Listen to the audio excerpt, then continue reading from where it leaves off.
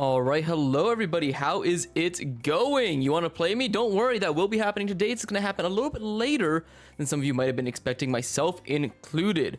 Oh my god, yeah, I know I'm late. Do you want to know what I was dealing with? Here, look at this. This guy. Look at him. Hey, Blackjack. Look at me. He was causing such a hassle on my desk. And FireQ, what do you mean I lied to you? There are going to be viewer battles today, okay? I'm just going to do the side stream for Big Brain Bracket first, once again hosted by the incredible McDan. So after that happens, once top 8 is reached, we will do full-on viewer battles for a couple of hours, and perhaps even do late-night Wi-Fi as a little bit of a treat afterwards. Yeah, I did say, okay, listen, here's the thing you guys have to understand, okay, is that I got a couple of friends back after they just graduated, and I haven't seen them in a while, so I'm spending time with them, okay? So at the end of the day, my promises don't mean jack, because if I'm gonna have to choose between hanging out either with you lovely people at home or my friends, I'm gonna hang out with my friends. So yeah. Yeah, thank you for being early. Oh my god, Teehee, what a new leaf you've turned over. I've never heard you compliment me before. Alright, anyway, this cat here is still causing issues. Ooh, actually, wait. I have a new toy. Do you guys want to see this? Let me see if I can get it working. Wait. Oh my god, I got scratched up too, just carrying this cat. Let me see. Will this work?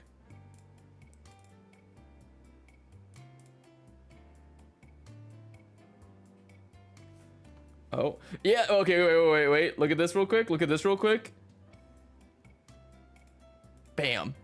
I have a little hand cam. Hi, Blackjack. This is my cat right here. Look at him. What are you doing? Yeah. I know. Are you causing issues? You're causing issues, aren't you? Oh my goodness. Yeah, look, you see, this is actually just an old iPhone I'm using, so hi guys, how goes it? Ignore the fact there's a green screen there. But yeah, I just wanted to show you guys this. I don't plan on using it, but yeah, I now have cat cam. Oh, you are so nonplussed, aren't you, Blackjack? You have 6 cats at home? Dude, that's awesome. I got 3. This is the oldest, he's 18. Do you even know what's going on, Blackjack? Do you even know the economic state of America? You don't. Alright, that's enough of that. Let's hide that again. Bam. Alright, happy to know that works. So yeah, I was trying to possibly get a second webcam up and running, but it didn't really work, so now we have that, which is funny. But anyway, that's not what I came here to talk to you guys about. We gotta talk about the bracket happening tonight, okay? It's gonna be the Big Brain Bracket. Registration for that still open, but only barely, okay? Definitely sign up. The event begins at 6 p.m. Alright, bye. 6 p.m. EST, which for those of you who can count, is in about 26 minutes. Okay, a lot of good players there. $100 payout to the top 3 players like Chunky Kong and Atlantis in attendance, so definitely sign up if you can. I'm going to be running the side stream in conjunction with McDan running the main stream. We will have our Twitch channels linked, so be on the lookout for that as well. Yeah, you saw... Oh, Luca, you missed the phone cam, Blackjack. You're definitely going to play. By the way, you're the G. I can tell you're the G. So yeah, but I am not in this bracket, okay? Let me get that straight with you guys right now. I will not be competing because the last time I said I would be the side stream for Big Brain Bracket, I ended up making top 8, which was not supposed to happen. Beat Mo, almost beat Dave on God, stuff like that. So in the interest of that not happening again, I will not be competing in this bracket, and I will just be commentating and streaming. What are you talking about? Feet cam when? About 3 months from now, okay? But even though I'm not gonna be playing immediately, I do want to start playing I want to play some games while we wait, you know, get myself warmed up for the eventual viewer battle, and maybe even late night Wi-Fi happening late tonight. I want this to be a long stream, okay? At the very least 8 hours. No, I'm not competing today. Okay, here's the thing, like, I have a rule for myself, and this has actually been a rule that has to be implemented for me in other places. If I'm ever working an event, if I'm commentating it and stuff like that, I cannot compete in it. Like when I was doing commentary for The Hill, which is in District E, down in DC, I was banned from competing and commentating the same event because I would oftentimes make it far enough in bracket that they would have to get somebody else. Oh God, Blackjack, what are you doing? Stop causing issues. Are you afraid of water? I don't like drowning, if that's what you mean. But what brought this on? Sucker.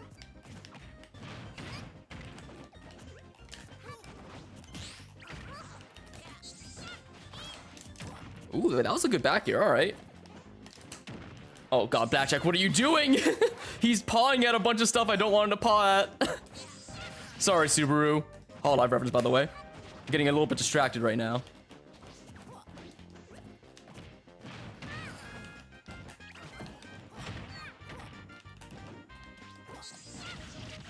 Down B? No. Oh, shit. That was a really quick backer from him. Good stuff.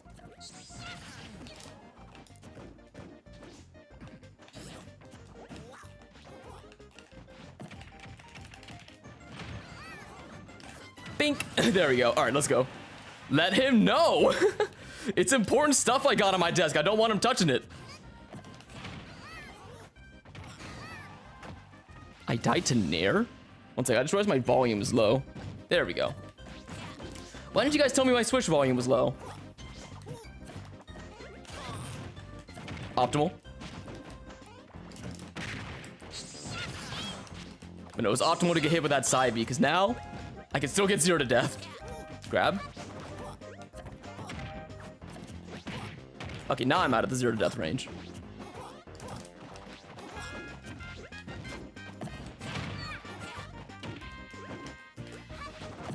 Oh my God, I keep getting grabbed.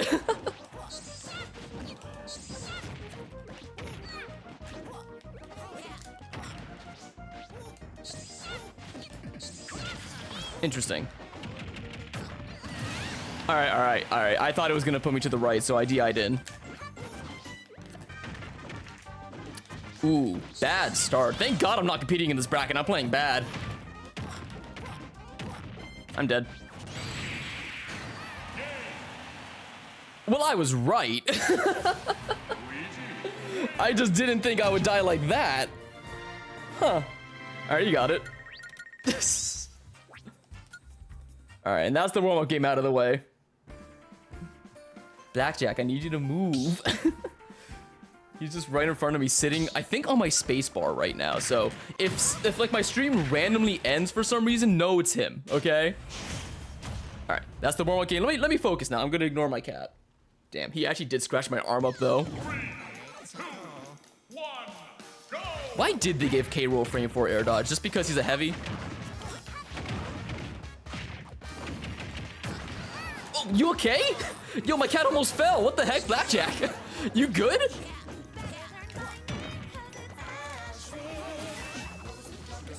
He almost slipped off my desk. I know, that was embarrassing, bro. What are you doing?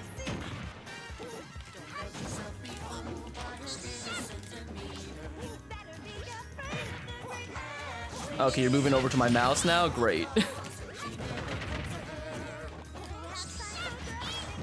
Goated song, by the way.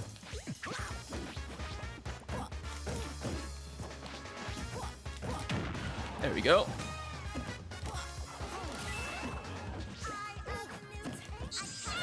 Dude, this guy is just... Okay, there we go. I just need to start grabbing. That's the only thing I need. I missed that? Oh, I suck.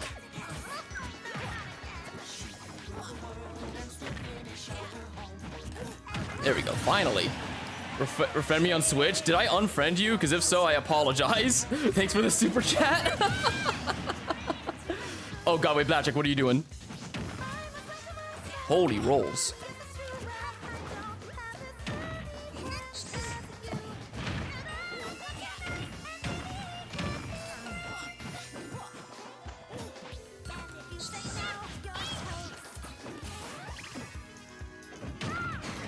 Everybody does that get up attack. Let me tell you guys something. Always remember the range at which your get up attack hits, okay? It's different per character. And I know it, and if you don't know it, I will just hit you with that.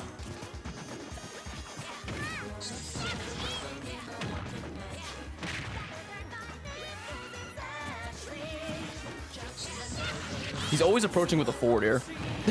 So as long as I just anti-air, he's done. Ooh, I missed that.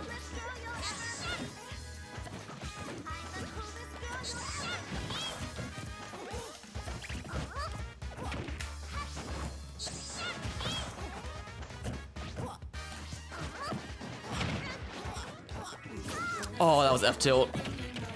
I'm gonna DI in again. Got him.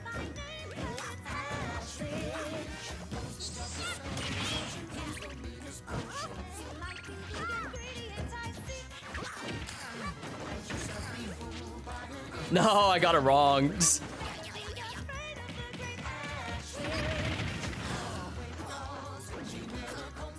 Oh, dude, he's being so cute right now.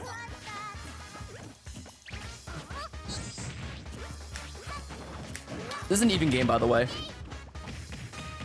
He's not dead. With that DI, he is. Oh my goodness. Yeah, wait here. Let me show you guys this again. 1 second. Wait, why do you guys want me to ban reality? Well, what did he do? What did you do, Luca? Here, wait, check this out. And then I do one of these. Blackjack, you having fun?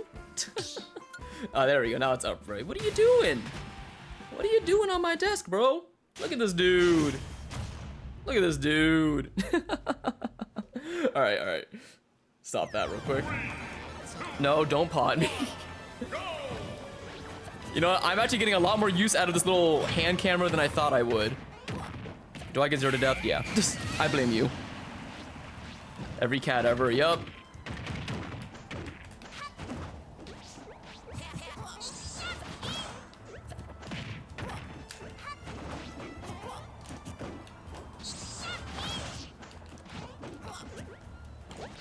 Oh, did I want to footstool you?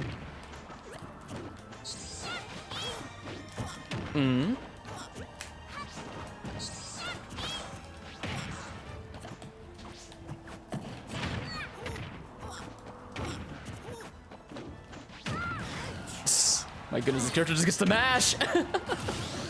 I say as a Kirby main who mashes up tilt and down tilt.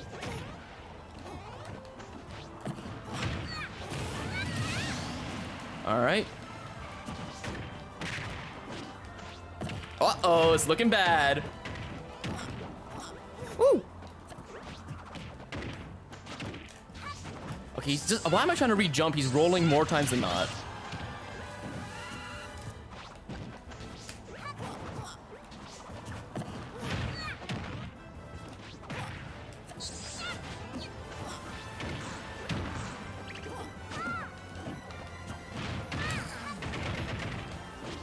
Okay, I'll take it. Let's see, I can win this.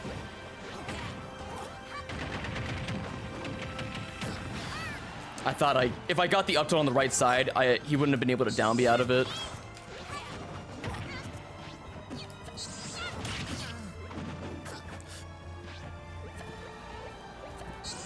Let's go!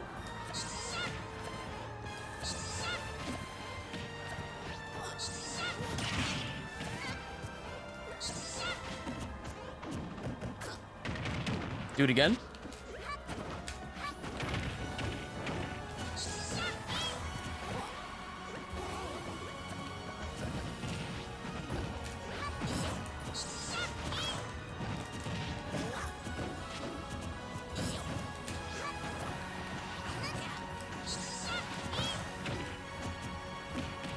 That was close.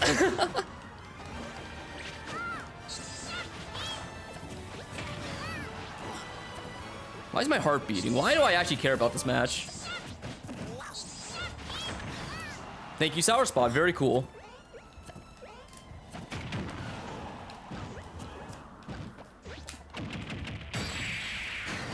All right, he got me. Damn, I thought he was gonna back here. Good shit, good shit. Blackjack. Yo, how goes it, 608? How long do you think it'll take to do viewer battles? It'll take about 4 hours. Yeah, I'm gonna commentate until top 8, and this is a pretty decently stacked bracket, decently sized bracket. So I'm guessing about 4 hours. So come back at around 10 p.m. and then we will do viewer battles. Or actually no, that's wrong. Probably around maybe 2.5, since there are 2 streams. All right. So I gotta lock in a little bit here. I'm not playing well.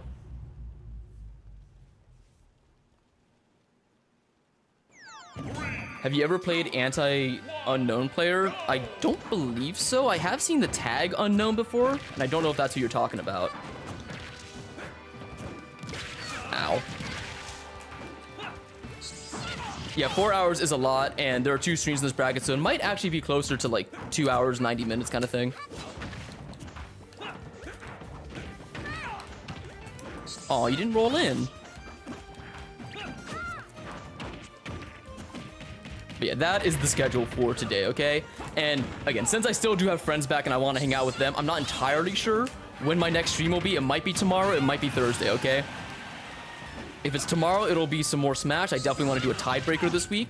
But if it's not, it's going to be a Persona stream on Thursday. What are you going for? Hey, Rod, how goes it?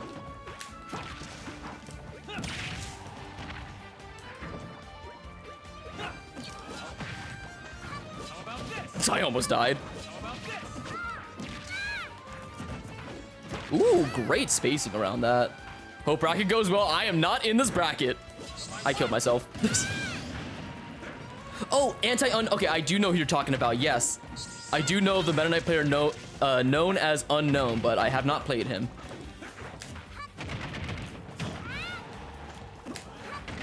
This man loves jump get up. You ever use Matchbox? Okay, I have a funny story about Matchbox because I did use it, but I used it before I started streaming. And so, for those of you who don't know, before I started streaming, I didn't have a PC, and so the setup I used was I had my Switch, I had my laptop, and I had a little home movie theater with a projector, and that's where I would play Smash. I was already logging onto Matchbox and fighting people and winning actually when playing without Ethernet connection in my basement on a projector. That's how I was doing it. I have not done Matchbox since, and I haven't done it ever since I got a proper capture card and then a setup. But I just think it's funny. So yes, I was for a time a top 5 ranked Kirby in Matchbox using just a projector.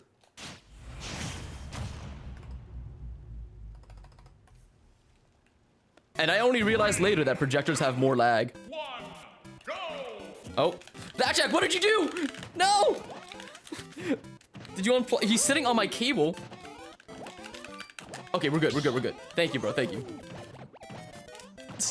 I blame my cat. Man, it's a really good thing I'm not in today's bracket. Ooh, you tried. You really tried. I respect it.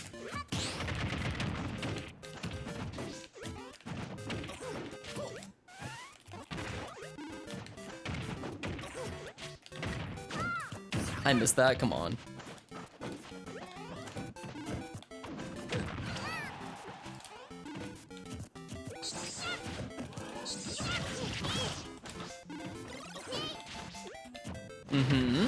I'm trying to think of what Kirby can do with Pill, because he doesn't really have the speed to capitalize on it a lot of the time. There we go. I guess I can do just Pill back air. Like, if Doc can do that, then Kirby can do that. That meant to be a B reverse.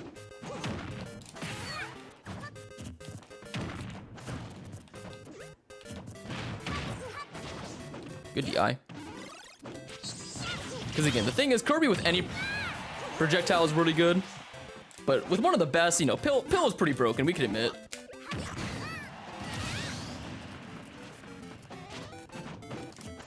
Yeah, Tom, I know, I've been trying to do more Tomahawk inhales. I'm trying to get better at using my neutral special. I know, it's weird, right?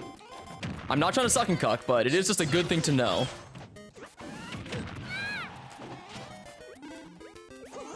Ooh, real close. Actually, he's kind of slapping me up right now. All right, good shit. Goodbye. I know I can do Pill up smash, but how am I going to hit Doc with that?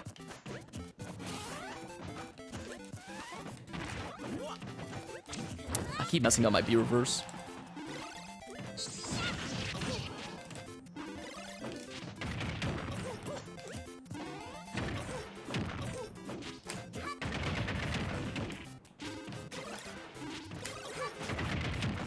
No, I actually had something filthy there. Oh, that would have been nasty. If I got that up tilt, I think I thought he would be popped up a little bit more. I could have done up tilt into back air and it would have killed. Damn, I should just down smashed actually. I really should have just down smashed. That would have been sick. Also, I can't really use my mouse right now because of the aforementioned cat sitting on my computer. So wait, let me try to menu without doing that. Oh, I need to. Okay. There we go.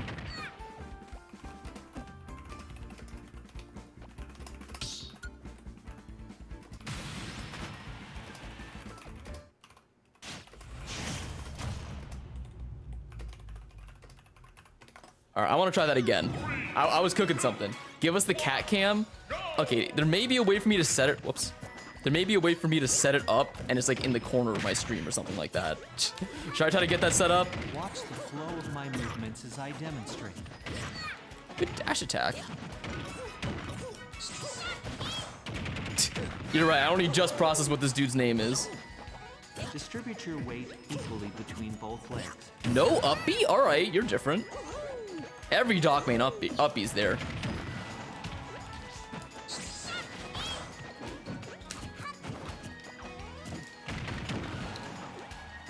Now return to your original position. So sad. So sad everything is missing.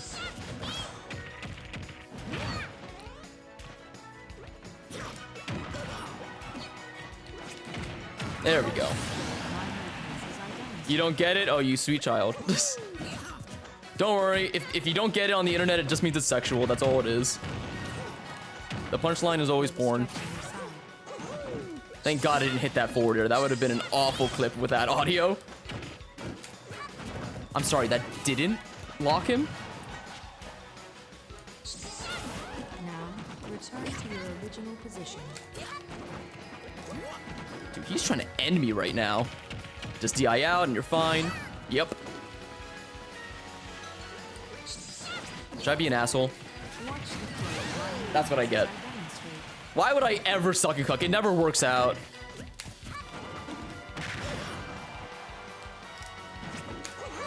Feel the stretching inside. Whoops.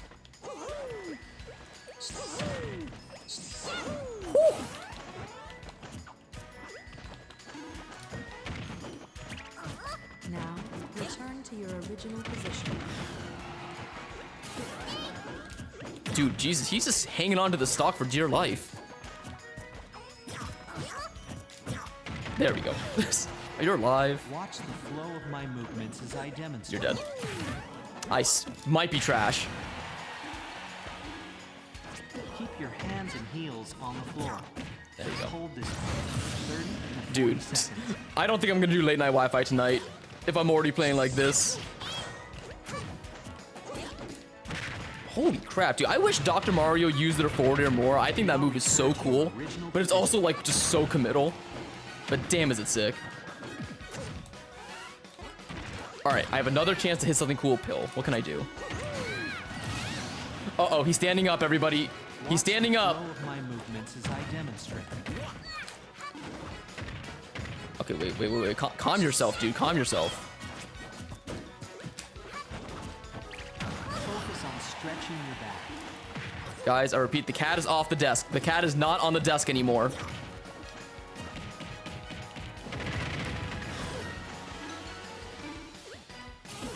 Now return to your original position. There we go. All right, messy, very messy. Anyway, 5 minutes till bracket starts, everybody. I do believe registration has closed, so go ahead. And, if you still want to check in, go ahead and check, okay? Ooh, wait 1 second. I need to quickly do something.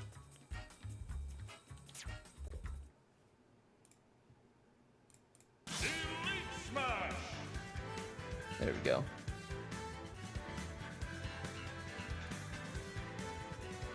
All right, we'll do a couple more matches, and then we will start this tournament proper. Nice. Oh. All right, Blackjack is going in the closet to go sleep. He likes sleeping there because there's a bunch of blankets. Nope, he's no longer on the desk, which means I can focus and play for the 1 or 2 more matches I got before I have to start being a commentator.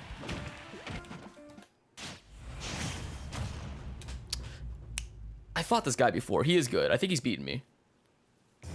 Does a very good job at keeping me away. Yep.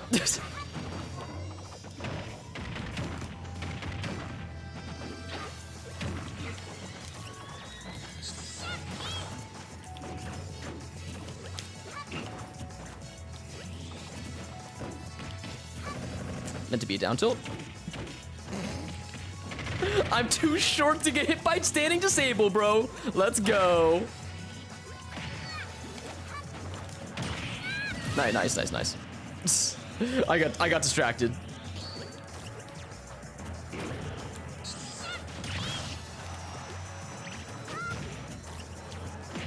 He always does that F tilt, doesn't he?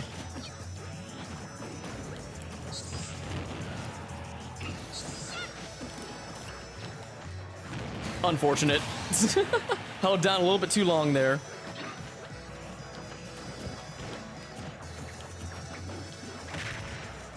Ooh, that was such a good up air. Yeah, I tried to tap jump away, so I DI'd that straight up.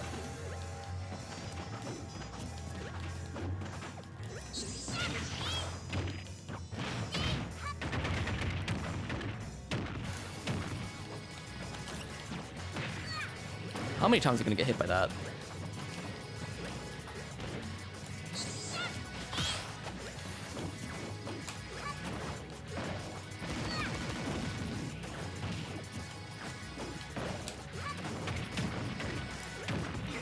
Mm-hmm.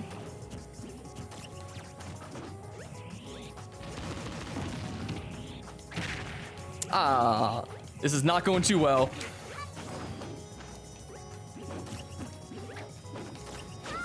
Wrong way, Kirby.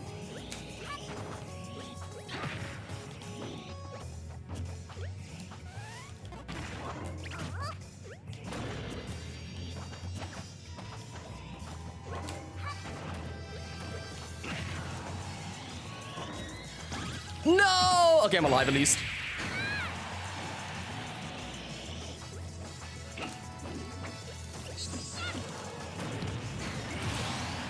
Let's see if I can do this.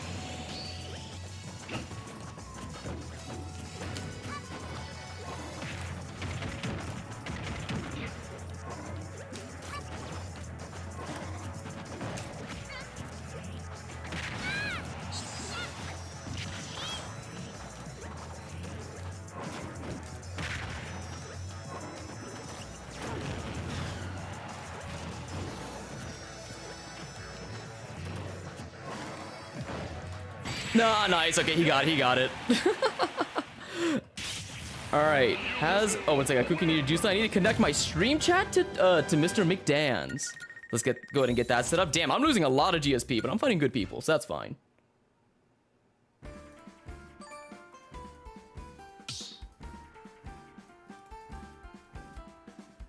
Mm-hmm.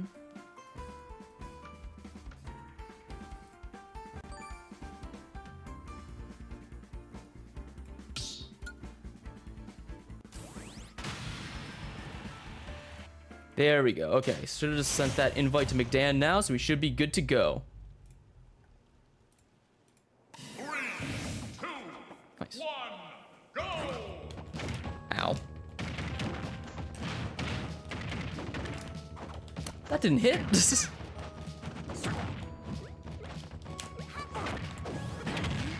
Damn, I'm only fighting good people right now. What's going on? 6 p.m. on a Tuesday and everybody's here to play?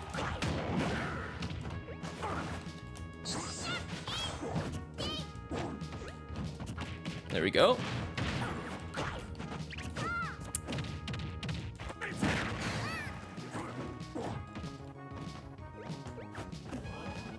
I'm gonna jump from ledge forward here into up tilt. It's gonna work. Wait. Check it. Okay, I'm not late, you're late, Booga. I don't know what you're talking about.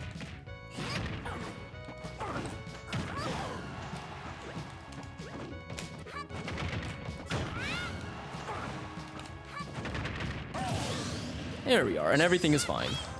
When are we continuing this zero suit win streak? I guess that did happen, yes. Not soon, I'll tell you that. Not soon at all.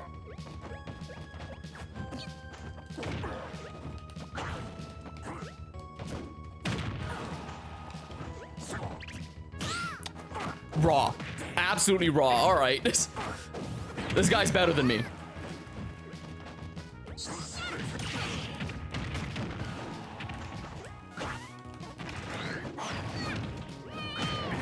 I didn't hit him at first? That's ridiculous. Roll get up.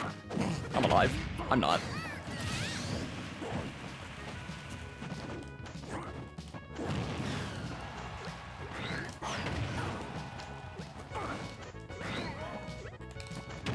There we go.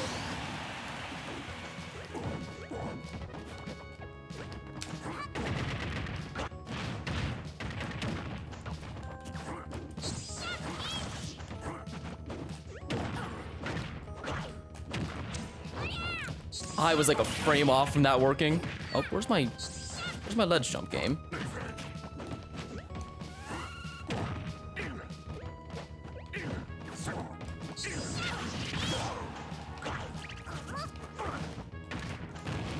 That meant to be a forward smash?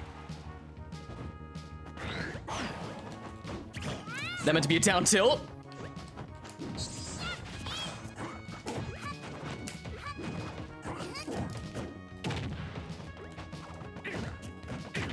Okay, wait a minute. He's kind of doing some stuff. Mm-hmm.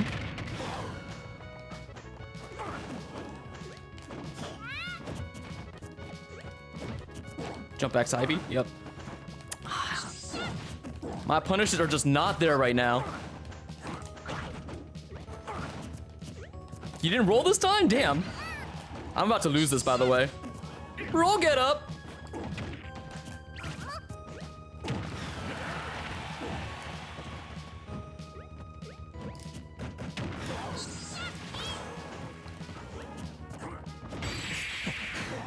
I just walked up and did it. All right, awesome.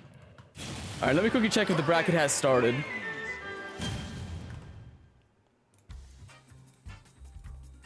Anyway, let's actually take a look at that bracket right about now, okay? And it looks like it has, so we're gonna get into it.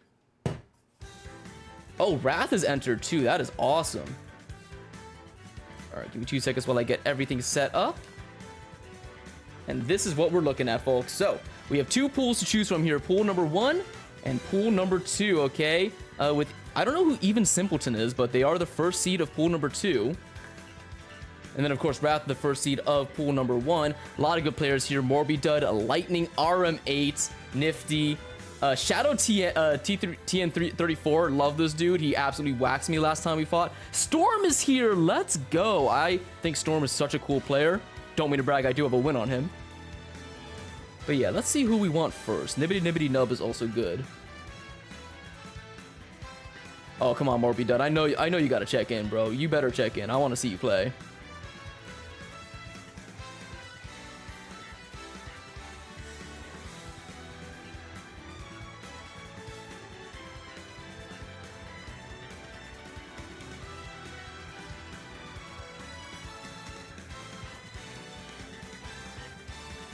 Second.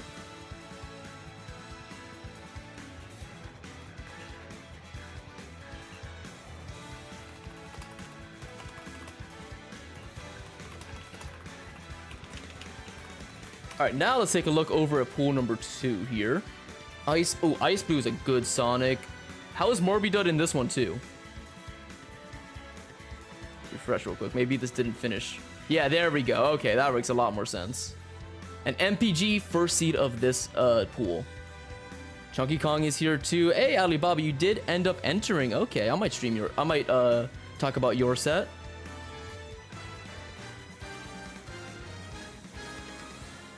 Yeah, who am I feeling? Refresh this just in case. Greg Hafley. Wait, I kind of want to look at Greg Hafley real quick.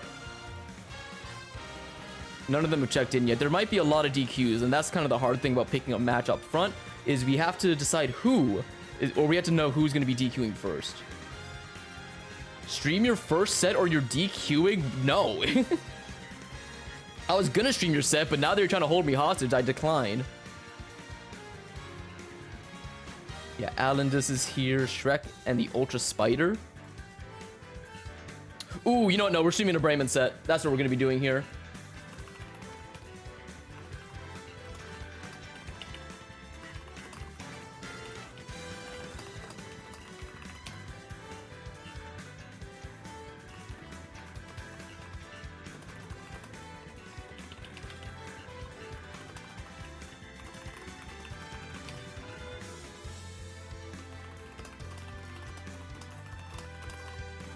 All right, here we go. We have our first match selected, okay? They say they love being streamed by me, and it's gonna be GL40 versus good friend of the channel and friend of my own, Brayman64, okay? One of the best K rolls to ever do it. He's actually super sick on the sticks, and I don't know who GL40 is, but if you guys can enlighten me, then that will be fantastic. Anyway, scoreboard should be available to you guys now. I forgot to change my logo for it, but that's okay. And once again, nobody joined the arena that I'm about to hop into, all right? Bracket has now started, and it's time to stream, and it's time to commentate a little bit, so this should be fun. Commentary IRLC will be coming out now.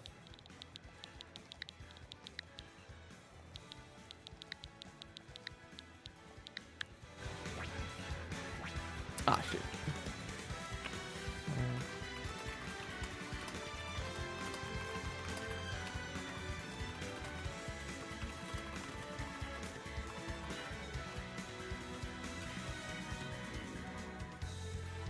One second, they don't have enough space for me in my arena. So I gotta make one. Alright, no worries, GL.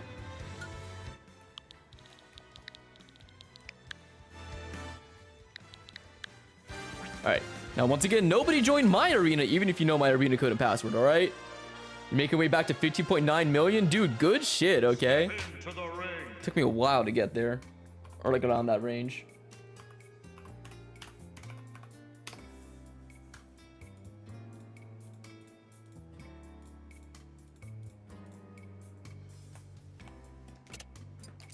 I really should have Kirby music in my arena, but I opt not to. Mainly just because the whoops, don't look at that. Mainly just because the trophy theme, trophy gallery theme from Brawl is just so good. But yeah, with which character? Oh, I was about to say which character, but then I saw it was you, Blue Boy. So I imagine it's the DDD, huh? Oh wait, the G, is this you? You just trying to see me lose to Steve or something? Yeah, man. I want your losses captured. You are GL40. All right, awesome. You 3-0'd Wiener Dog the other day. Dude, that's a good Steve. You kidding me? I've commentated and watched that guy play a couple of times, and he is sick nasty with it. Good stuff. All right, GL, I'm excited to see what you got in store for us. Once again, both of you guys join my arena. Password is in your start.gg chat box, and then, of course, the arena code right up there. Let me read it out for you. 9WHNP, okay? And just a reminder for those of you... Gay frogs. But just a reminder for you guys that top 8 is going to be best of 5, but everything before then is going to be all best of 3. Okay, so we got a lot of fast-paced matches coming your way, and we got a lot of matches coming your way. So be on the lookout for that. If you have anybody in this bracket you want to see me, commentate or stream, let me know now, so it'll be easier down the line. Okay. You beat anti-unknown, so you got momentum. Oh, you do got momentum. You double eliminated him. I don't know, Brayman. You might have met your match. Would not surprise me. And there we go, the Steve and the K Rool. I actually think this matchup is interesting because, yes, it is very, very bad for K Rool, namely with like up tilt and stuff like that. But K Rool has a lot of things he can do to make it miserable for Steve. K Rool having a lot of ways to deal with blocks that are hard to punish, namely forward, air, and nair. But also, something interesting is that K Rool's projectiles interact with the blocks very weirdly. Of course, his neutral B bounces off of it, but his side special can go through it sometimes instead of just like instantly returning back. Yeah, it's not that bad, exactly. I would have guessed it was at least -2, but you're saying -1.5? Okay. Yeah, exactly. Crown does a good job of dealing with blocks. If you throw it over on the return, it doesn't get interrupted by them, so it goes through. And anything you can do to make Steve stop mining is a huge boon in your favor in this matchup. All right, now what's the stage? We got small battlefield or town and city. Brayman, let me tell you, I know this guy. I feel like he's going to be a town and city. Sure, he went small battlefield. Interesting. I typically dislike going the battlefields versus Steve because of the way they use the platforms, but let's see what Brayman can do that Brayman can do here.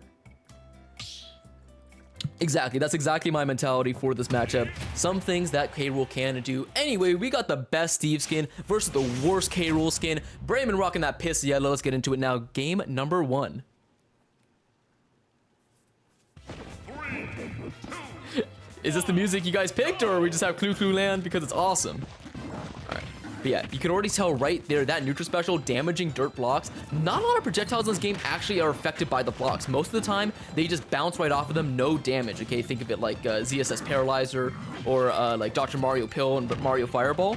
They just bounce right off. So the fact that K-Rool has something like that is huge. Still, they're already taking 50%, meanwhile only 24, but then again, percents don't matter too much when you're versus K-Rool, man. He just kills you at 20 sometimes.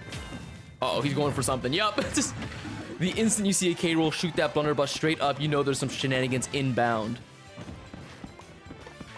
All right, and this is what I was talking about. I typically don't like taking Steve to these stages where they can use those platforms as a ceiling, and I love the dash attack attempt right there from Brayman. If he did it a tiny bit earlier, it would have for sure broken through that minecart. But yep, again, those blocks there, you have to jump over the platform, but Steve is ready with that incredible back air. Beautiful tech, actually. I want to call something out.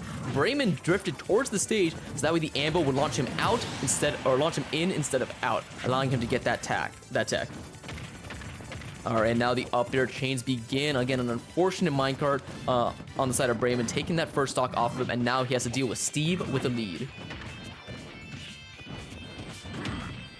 And that's gonna do it right there. That down tilt into the forward smash. Down tilt in, it is so strong, man.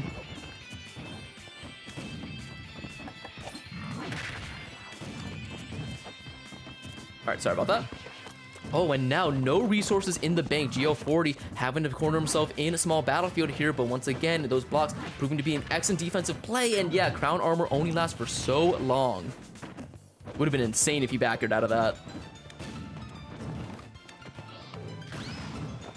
All right, but again, look at that materials bar. There's no iron here. Great high recovery coming out from GL. He for sure would have gotten spiked again, or at least hit more off stage. Yeah, still only one iron, and there it goes for the recovery. So this is go time if you're Brayman. You need some hits in, but nope. Able to mine a little bit again, and that's 3-4 iron at his disposal. All right, having to craft some gold tools, which meant that minecart was not empowered. The only reason why Brayman still has a stock right now. Oh, but there's the diamond. First one of the set. Meanwhile, Brayman is going right down to the blast zone. Able to fight back, and I hate this setup. This is one of the nastiest setups in all of SmashUltimate. Whoops. And again, so many times now, that defensive option of just minecart has been the thorn in Brayman's side. He keeps being slightly off on either his timings or his spacings when it comes to punishing that move, and Steve just ever so slightly maneuvers himself out of the way. Oh my god, yeah, this is looking rough for Brayman right now. How do you get that one hit that you need? You got very fortunate with that down tilt on stock number 1, but you need a little bit more than that now. Ooh. Because yeah, GL40, he recognizes that he does not have to play in K-Rool's threat range right now. Just keep getting more materials, make it harder for him to get to you. Yeah, go back to your craft table, build that wall, get more materials.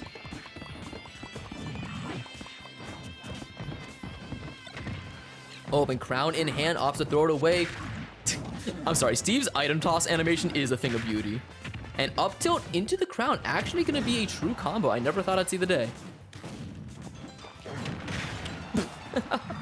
And yes, if the blunderbuss is out, it still has a hitbox. So even after it bounced off of the block and was laying dormant on the ground, there's still a hitbox attached to it. Anyway, that is the ball setup right there. One of my favorite setups in the game, and that's gonna do it. Even at 101 after the... Never mind. I'm just so conditioned to think that Diamond F Smash is the end of the game. A second chance at life here in game number 1 that Brayman has. What can he do with it? The shield poke, back air, and GL40 with a confident 2-stock. Hey, dunk.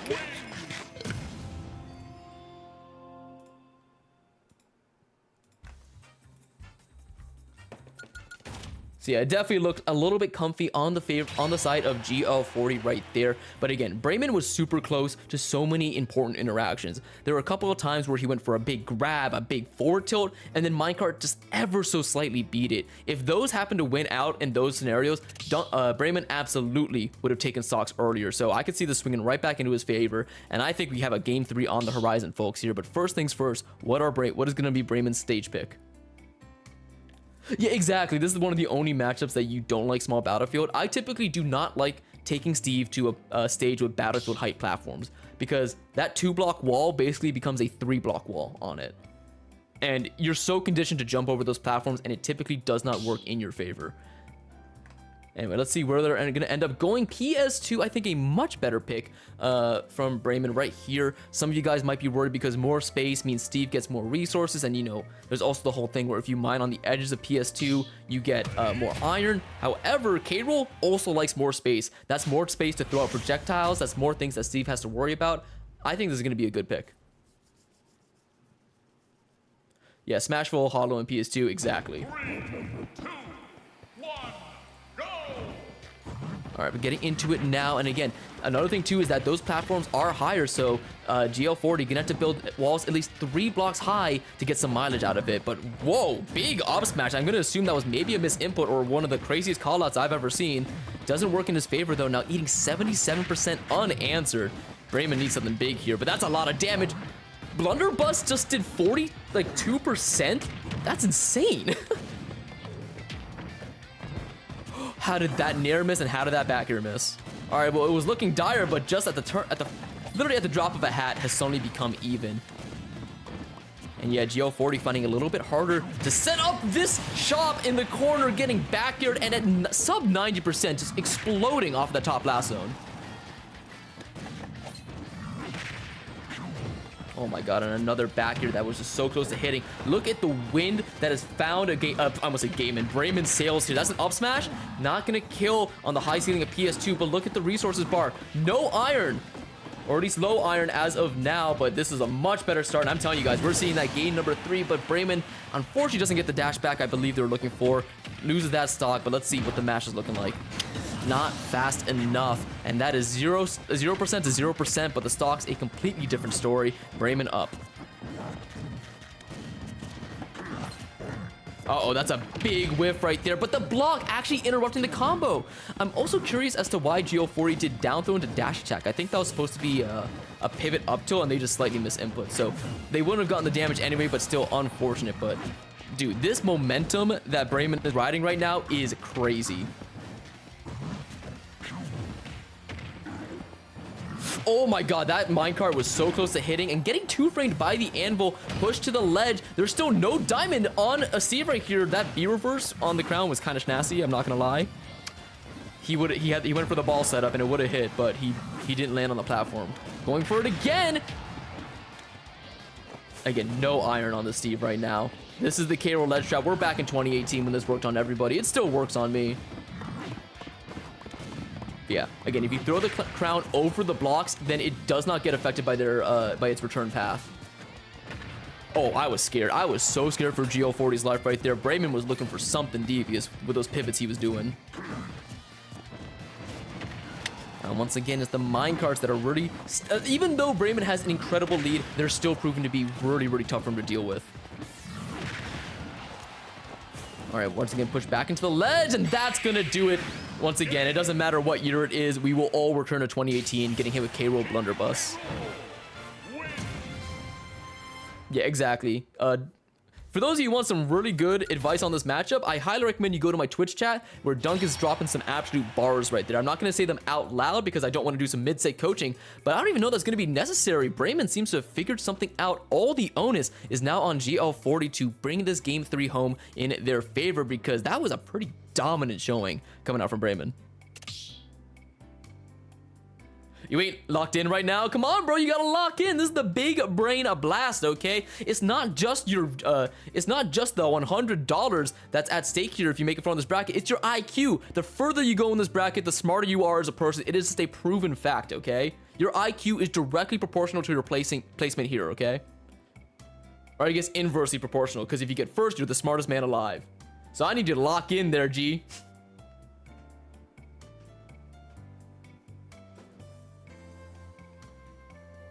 Let's see, let me quickly check what our next match on stream is going to be, because there's a lot of really good ones here. If these two are in, I want to do Shane versus the Ultra Spider, but I don't think Shane is here. Hey, Silver Star is here. I love playing her. She has to fight Alan Dis, or at least that's how it's seeded. Which, by the way, winner of this match does fight Alan Dis.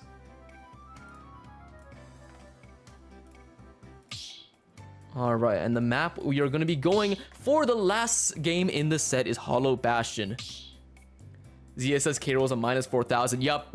K-Roll beats Zero Suit. It is hilarious that that's a thing.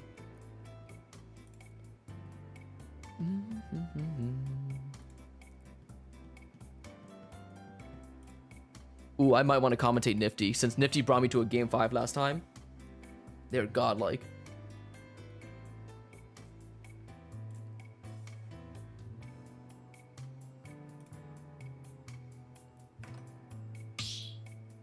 All right, let's take a look now. Game 3. This has been a good first match of this bracket. I hopefully laying down the groundwork for what is to come. Let's see now. GL40, Bremen, Hollow Bastion as the final stage we'll be seeing in this set. And I know I don't need to remind you guys, but momentum is in Bremen's favor. I need to stop looking at your tag, Bremen. I keep almost saying Gaiman. Which, you know what, at this point, if it happens, it happens. Oh, that was spooky right there.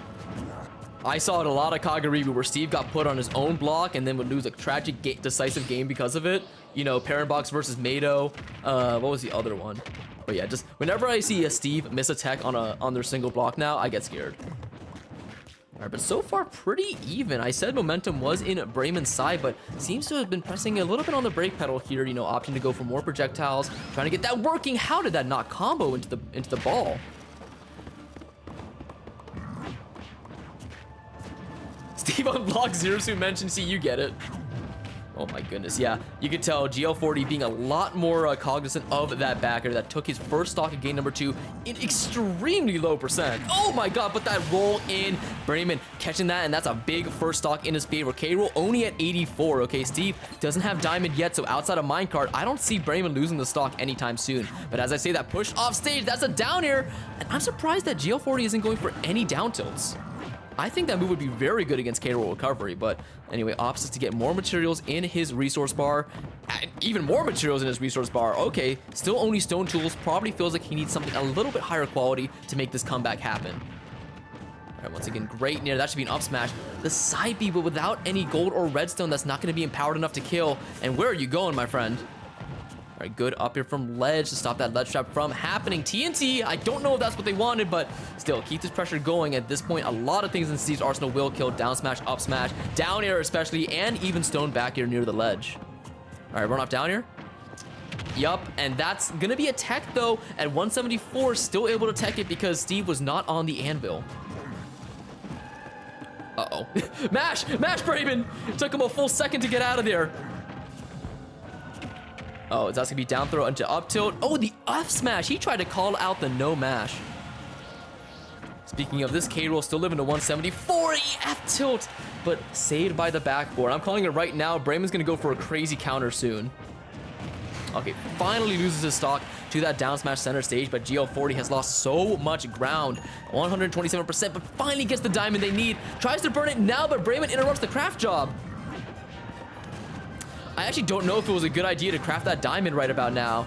I think GL40 should have tried to get, you know, a standard combo, get that percent, then you lose your stock, and then use your invincibility to craft that diamond, because as of right now, the instant you lose the stock, you do not have that resource back. Okay, but what do I know? Fighting back in a big way, but once again, that blunderbuss, such a good tool at dealing with minecart, is still active! 207. This man's gonna start dying to crown very soon. Oh, and no resources whatsoever. That's gonna do it. And no diamond, only 3 iron. Does he craft the gold tools, though? Oh, where are you going? All right, big combo time. Tragic. That was so unfortunate. Did not do the up tilt correctly, and because of that, Bremen getting to avoid what would have been a 70% combo at the very least.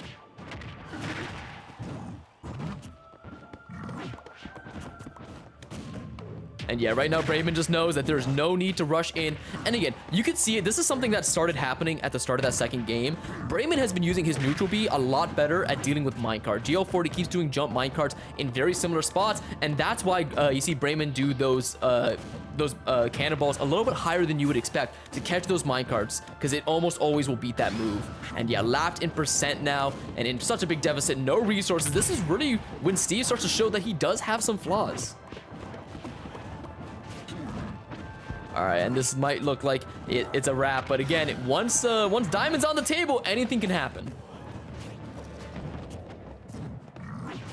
Oh, that might be a stock, but no, once again, the crown, man's best friend right there, or Croc's best friend, coming in clutch. So close to getting that F smash. Brayman really has to understand now that if he loses the stock, things suddenly become dicey. Yeah, one up tilt, one grab, maybe even a forward air landing. That's enough to get these Steve combos started, man. Tried to roll in. Brayman is doing such a good job of respecting the space at which Steve is threatening. That looked weird. All right, good job not rolling in this time. That's big. Oh, but once again, the crown, that returning projectile, saving Brayman's skin. Uh-oh, that's a lot. I think the crafting table might have messed something up there, or maybe it was just a missed, you're alive, right? Yeah, still alive on Hollow Bastion, decently high ceiling. Or not really, but still. And you minecarted into that? You are a braver man than I, GL. I for sure would have like stayed away from that as far as possible. All right, that should do it. Doesn't even need the down throw. Could have just done the up throw, but we finished it with style. Sure, you can. And with that, Brayman takes it 2-1 over GL40, but a fantastic set. And there were so many moments there where GL40 could have brought it back, but that crown proved to be just as much of a hindrance to them as minecart proved to be for Brayman. With that, Brayman moves on, and now they fight Alandis. You're more tired than you thought. I understand that, dude, but still, I hope you know you put on a great show, and I hope you had fun, my friend. Go kick some ass and losers.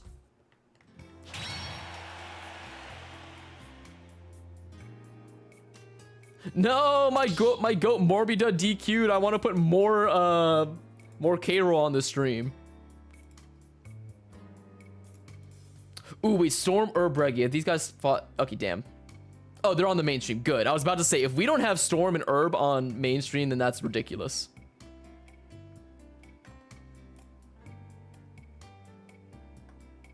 You're maining Greninja now? That's freaking awesome, dude. That character's fun. Alright, is Greg Heffley here? I think they are, because I think next set's going to be Greg Heffley versus Nifty if I get the chance, because I'm a big Nifty fan.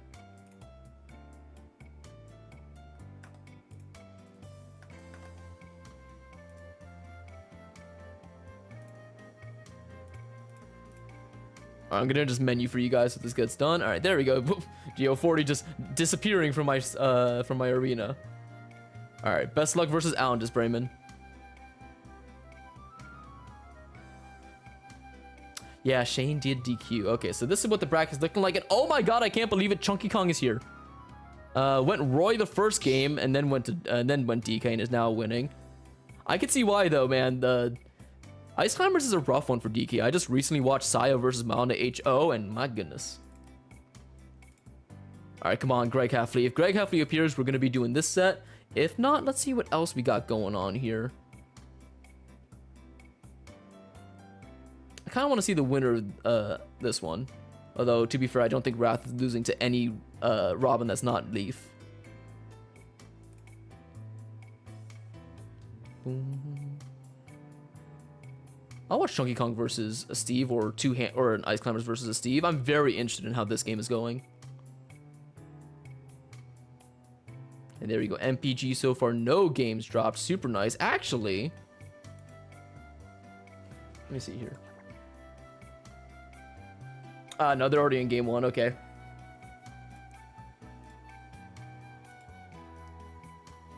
Hey, my goat Bargain also here. Had a great grand finals with them last time. They were super fun. All right. Yeah, let's see. Greg Heffley, come on. I need you to check in, buddy. There he is.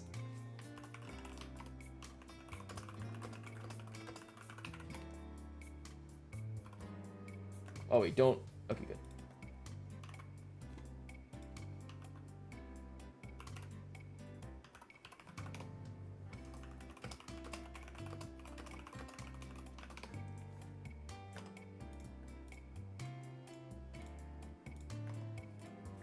All right, so next up is going to be Nifty, one of the best Jigglypuffs to ever do it. Again, I have become a fan of them ever since they almost reversed 3-0'd me in dominant fashion. I was so confident against them, and we had, I think to this day, one of the closest sets I have ever had. I'm talking game 5 on FD with both myself, who's Kirby, and Jigglypuff, him, living past 150%. It was tense. Oh my goodness. And honestly, I should have lost, but that's unfortunately how the cookie crumbles. And let's see what he can do in this bracket. I'm excited.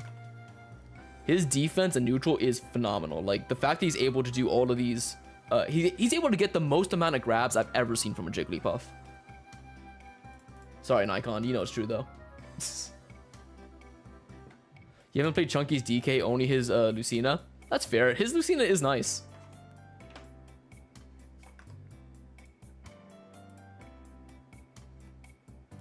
Alright, perfect. Both of them on their way. Onwards! I like that tag. How does Puff do into Steve? Puff does, I think, a little bit better than most people would think, but still not the best. Nikon, if you're in my chat, give me the exact numbers, but I would say it's like a -2 for Puff.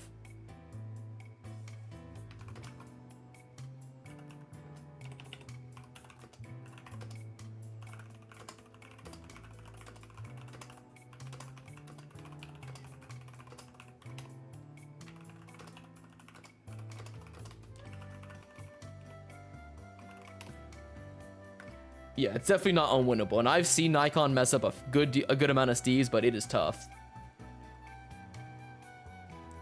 But yeah, so as I was talking about Nifty, we gotta talk about Greg Heffley right here, seed number 4, by the way. Oh god, it's Manny. Oh, it's Manny. I didn't realize. Oh, that's hilarious. Okay, I was wondering why he was seated so highly, and I also remember his profile picture. I was like, I've seen that before. But no, so we do have Manny, one of the best Steves in Mexico, alongside players like Char and stuff like that, so yeah.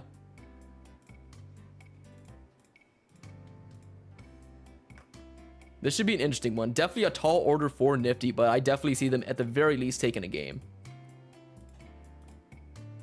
The name of the game in Puff vs. Steve, though, is, again, just the offstage.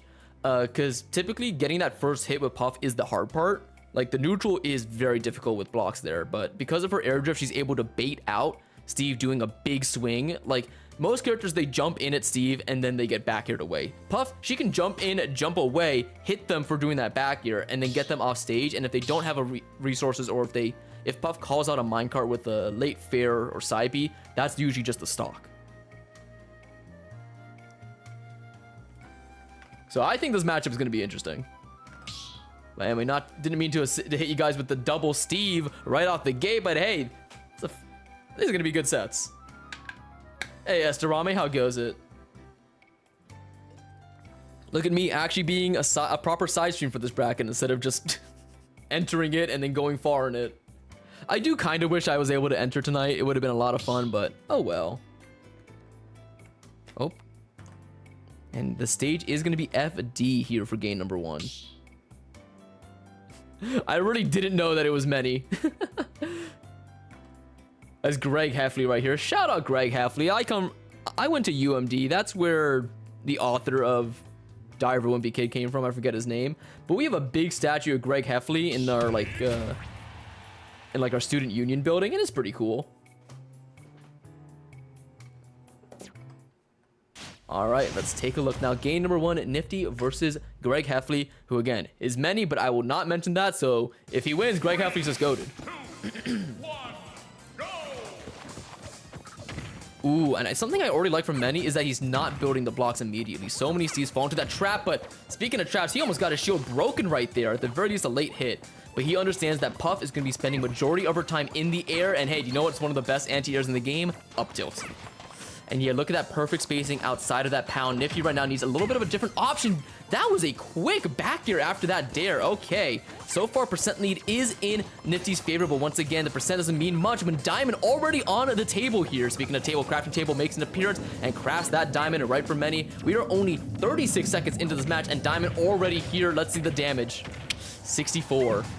That's how many diamonds you can carry in Minecraft, and no tech on that block. And even though it was looking good at the start, Steve just happened. Ooh, good forward airs though, and smart from Manny to not roll, or smart from Greg Heffley, excuse me, to not roll in there. Yeah, and it's so rough to land without the aid of platform. Steve really can't afford to just do that up tilt as much as possible, but the Japanese air dodge and misses the back air. I don't think it would have killed, assuming perfect DI, but it would have been close. And just look at that damage rack up. Lapped in percent here, but Manny doesn't land on his TNT, so he can't do the trick, but once again, knows that Jigglypuff is going to be in the air and jumping. Don't rest. Good job. And great SDI out of that. Something I noticed in my set versus Nifty was how amazing their SDI is for combos. Good job finding that nair, but they need more than that. The good news is if they take the stock now, then Many does not have a diamond for that second stock, at least for a tiny bit, but there it is. And now I think this might be a done deal. The first stock matters so much in this matchup because that's what lets you force Steve off stage, and that's where Jigglypuff does her magic. So if I'm Nifty, I'm already thinking about that next game, and I'm trying to figure out how to take that stock off first. And not to mid-say coach, but something that does beat Steve, you saw it right there, something that beats Steve up tilt is that crouch. All right, but yeah, you can just tell right now, Many, he loses nothing by using up tilt like this, so he's going to keep using up tilt. How on earth are you alive? All right, and there we go. The F smash directly into the front of Jigglypuff's face right there. That's game number 1 going to Greg Heffley. But I could already see the cogs turning in Nifty's mind. They probably know what they can do to make that a little bit more competitive, and I still see them taking a game. And let's go. A lot of the chat is on Nifty's side. I see you, Poem, and yeah, I'm a big Nifty fan too. But Many is godlike. Okay, it's gonna be tough. Beat Steve. Thank you, Booga, for your insight. That's amazing. And let's see, what is the stage pick gonna be? Yeah, small battlefield. Again, I typically don't like taking Steve to stages like this where they have battlefield height platforms, but Nifty, let's see what they can do. Those platforms will certainly help him avoid up tilt, which is fantastic. Because again, that is the hard thing about this matchup. It's that up tilt and is getting in because most of Puff's, oh, wait a minute. Dude, that was so, wait, it's still going, the edge guard. Good recovery from Greg Heffley right there, but that could have been something huge. If Nifty gets this stock first, then I see them winning this game. That is truly what it comes down to. And already, though, a quick switch up in the way that Greg Heffley is actually playing. Amazing grab. They aren't going for as many up tilts. They probably recognize the fact that those platforms make it a little bit harder to find, but still fighting back and very competitive stock number 1. Very different from what we saw in the previous game. Uh-oh, up smash? I felt like that up tilt was supposed to be an up smash. Good tech in, and once again, this is very even, but Steve, still no diamond to speak of just yet, only 1 iron. We don't see it. That's a late nair. There's the iron. There's nothing else here. If he gets his edge guard, doesn't find it. Nifty with a bit of a drop, but super unfortunate, but hey, it's not the end of the world, okay? Still got a chance. Oh, the crafting table almost extending that hitbox, but Nifty falls into that up smash. Unfortunate, and now they got to work a little bit harder to take this stock. How do you do it? You can't let the snowball like game number 1 did, baiting out the third grab. Nobody expects the third grab. Amazing. You saw how they went up into the air to bait out the up tilt and then did that dash attack to punish it. That was textbook right there. However, now a lot more diamond, or not diamond, iron in Steve's repertoire here. Let's see what he can do with it. Uh-oh, that's big. He got like one of the perfect combo hits of down air, but did not capitalize. Great defensive play from Nifty. This is gonna be a lot of damage right here and pushed off stage. Tries to call it the minecart, but doesn't find it. Uh-oh. Falls out of the up tilt combo. Okay, wait a second. Nifty doing a very good job of limiting the amount of percent he's taking. And then grab the wrong way. That would have been huge for him. Another F throw or just another down throw for damage. Either way, this Steve still is yet to get a single diamond, but percents are getting a lot more even. Diamond is right about to be there. How did you get hit with rollout? Listen, I know I'm supposed to be impartial, but Steve is too heavy. I think that nair should have killed, absolutely. Uh-oh. Yep, there's the diamond. I love these air dodges from Nifty, though. He's doing such a good job of playing around Steve's amazing frame data. I think this should be it, though. No, goes for the ledge trap rather than the edge guard. Oh my god, how did he grab ledge? I was so tense right there. All right, diamond has been crafted. Actually, kind of surprising to me. I thought for sure Many would, or Greg Heffley would save it for last stock, because there it goes. Didn't get any mileage out of it. This is go time for Nifty right here. As long as he avoids things like minecart and up smash, he should be fine. Nobody DI's out. That was so unfortunate. Still though, no diamond, and hey, it's gonna be a while until another diamond appears, but that's a grab. Great SDI once again. This could be huge.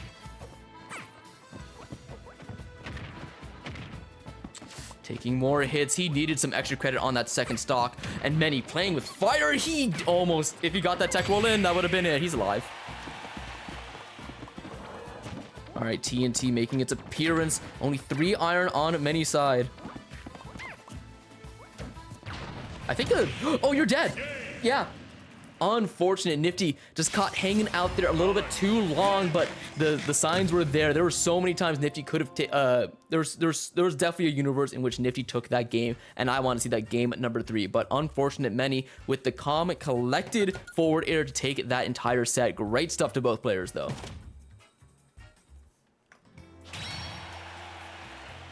Yeah, again, the instant he saw Nifty burning all those jumps, he just pop. And that is all she wrote. Again, incredible stuff, though, from both. And now we get the fun task of figuring out the next set to stream. Speaking of, RM8 already in a top 8 qualifier for winners. Will most likely have to fight Wrath to get out of there. But wait a second, everybody! Oh, Wrath went Joker. That's why. Okay. So that's why Asa Shubina took game number 1. Let's see if they can take one more. I want Storm and Luigi here.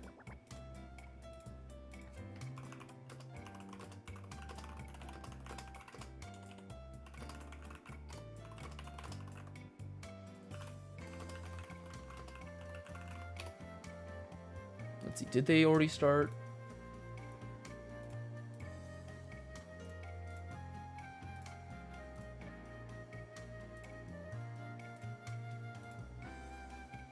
Oh, and a big upset right now. 2 hammers per stock, taking it over Chunky Kong in 2-1 fashion. Did beat his DK with the Ice Climbers.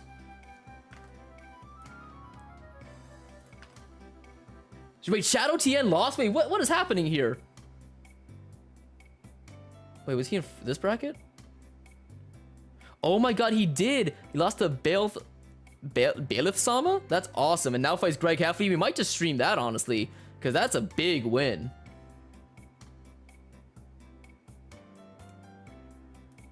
I think they have started. Yeah, okay, unfortunate. Down to Silver Star, I think they have started as well. Or I mean, Silver Star. Okay, and the Bargain also just making big waves right now over Spider. So they might be waiting a tiny bit, as there's just so many good sets that are happening, and we might just have to catch one at the start. You know what? Yeah, let's stream this one. Let's do Greg Heffley and Bailiff Sama.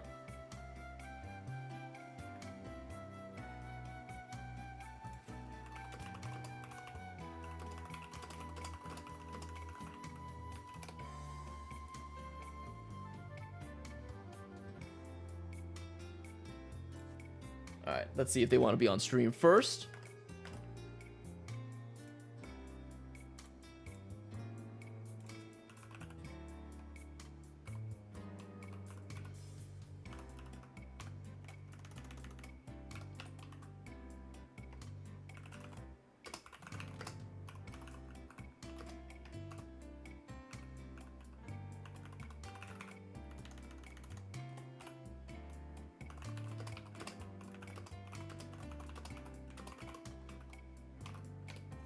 All right, so next up is going to be the Rob that upset Shadow TN, who, those you don't know, is one of the most goated DDD mains in the world. So incredible stuff to him. He is, of course, versus Greg Heffley, who we did just see take it over Nifty. But hey, if you guys are upset about that, maybe this guy can make another upset.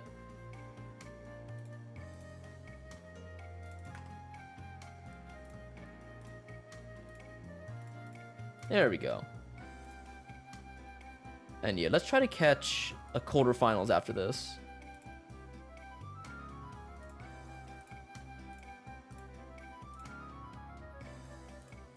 Ooh, I want to... Okay, they're going to play. I think Dan's got that. Let me get this one. There he is.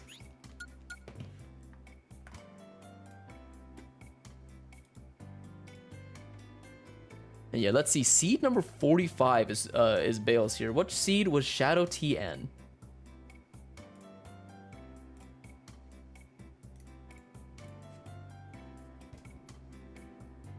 Seed number 13. That's a pretty big upset. Bale Sama. Am I saying their name right, by the way, Palm? Bailiff-sama? Bailiff. Okay, I'm gonna say Bailiff. Is apparently your goat? Awesome. So Bailiff-sama, again, crazy upset. I can't wait to see what they do here. It does look like he has fought many in the past. If you can enlighten me on any set record that exists between them, then yeah, that'll be awesome.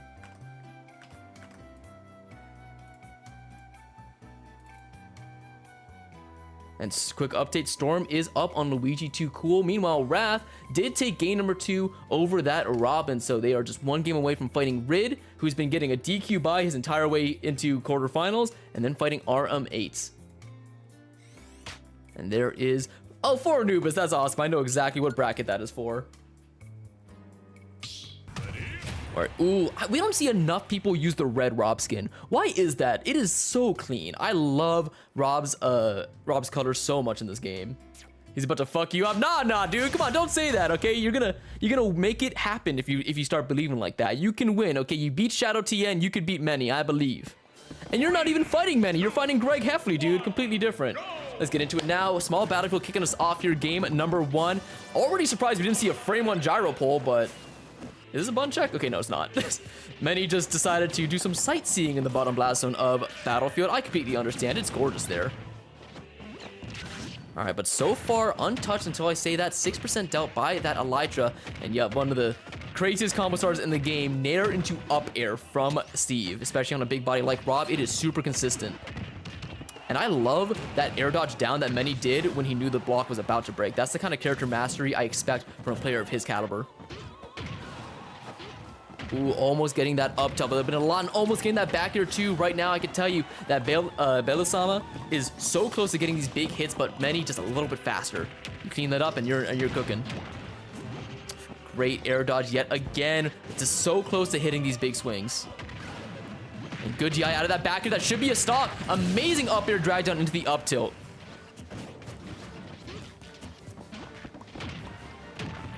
Ooh, wait. I know you lost your stock, but can we talk about how sexy that angled up F tilt was? I did not know that was a follow-up out of dash attack, but now I do know. And that grab, raw. You're playing really well today. Let's see if you can extend it, because 59%. And again, here's the thing with Steve. It takes a tiny bit for him to get going, right? Even though he is probably like the best character in the game, without a doubt right now. Without Diamond and without some of his other resources, he can struggle, especially against characters like Rob, who are just broken out of the gate. And how did both side Bs miss each other? All right, once he can find himself in the percent deficit, Steve with a really nasty setup and got sent straight up. Did Greg Heffley hit him with another move there, or was that just the angle at which TNT sends?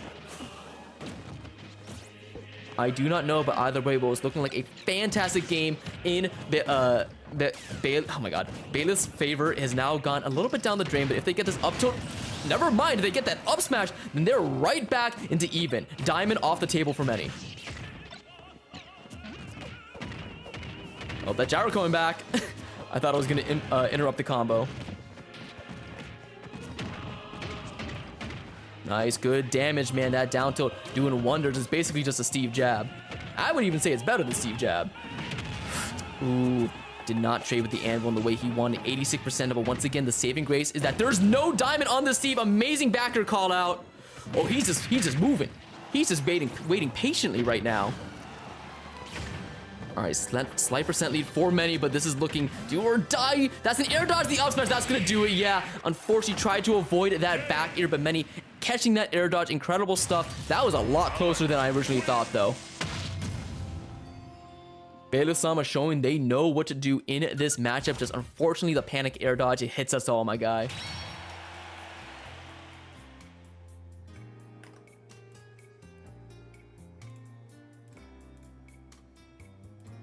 All right, Allen just did take it over Silvstar, and it looks like map and 2 hammers per stock going 1-1. That is fantastic. Bargain taking it over Spider and now fights MPG.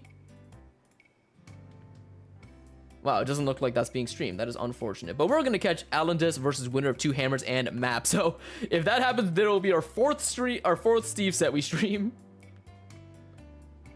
Yeah, no, definitely lock in Bailiff. You got this.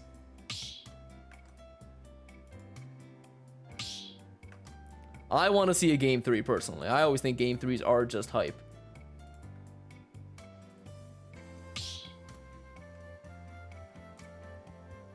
It looks like we're going to be going to PS2 here for game number 2. I see Robs do disgusting things on the stage. You know, some smaller side blast zones, but that closer top blast zone lets you hit a lot of up air cheese. 3, 2, 1, go! Something I really liked that Bailiff was doing too was using Steve's blocks against them. There were so many times where they threw a gyro and it rebounded and caught Steve off guard.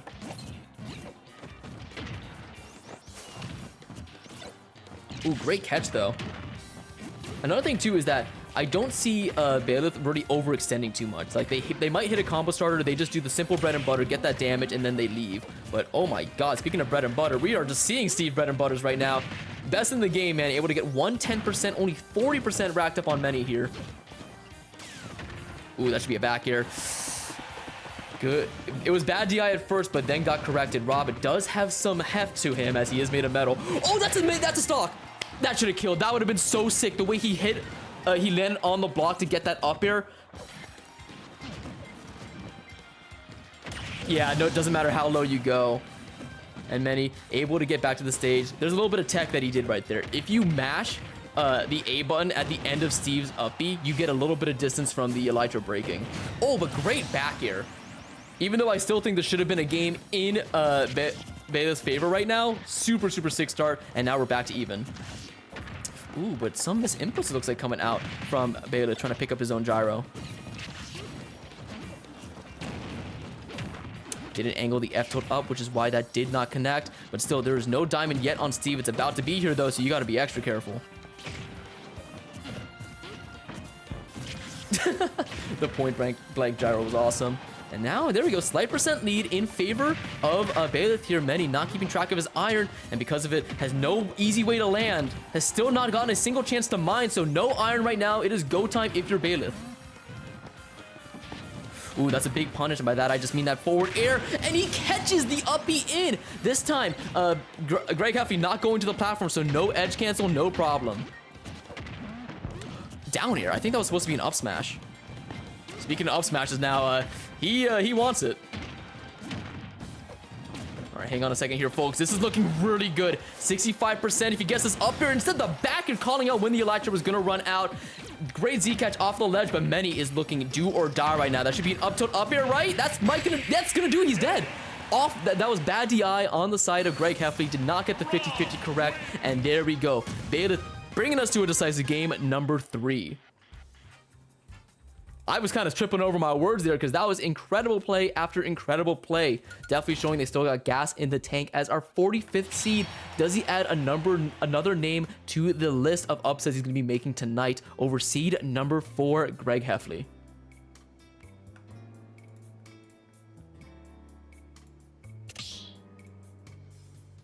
All right, and it looks like Map did end up taking it over Allen or over 2 Hammer, so we got to stream one more Steve after this.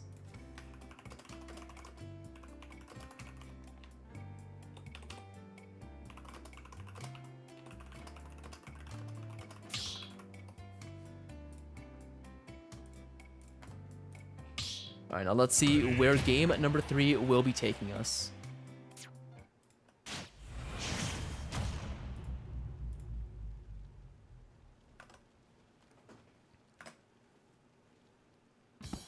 Right back to PS2. Many saying it wasn't the stage, it was me. We gotta fix. I could fix this.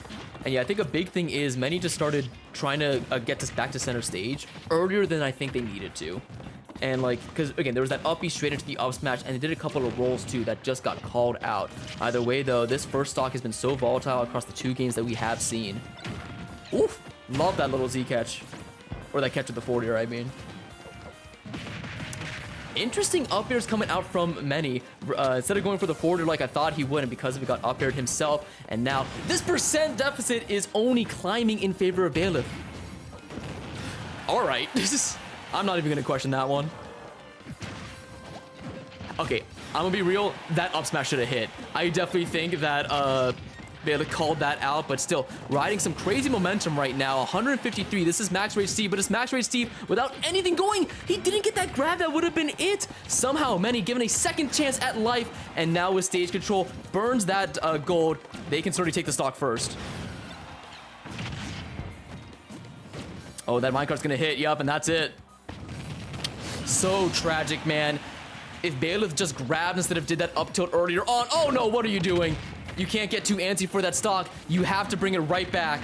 Because look at that damage. Uh-oh. Trying to nair out of there. Takes 79 and now diamond on the table for when Many loses this stock. It was looking so good for Bailiff, but once again, you got antsy for the kill, and now you find yourself in the deficit.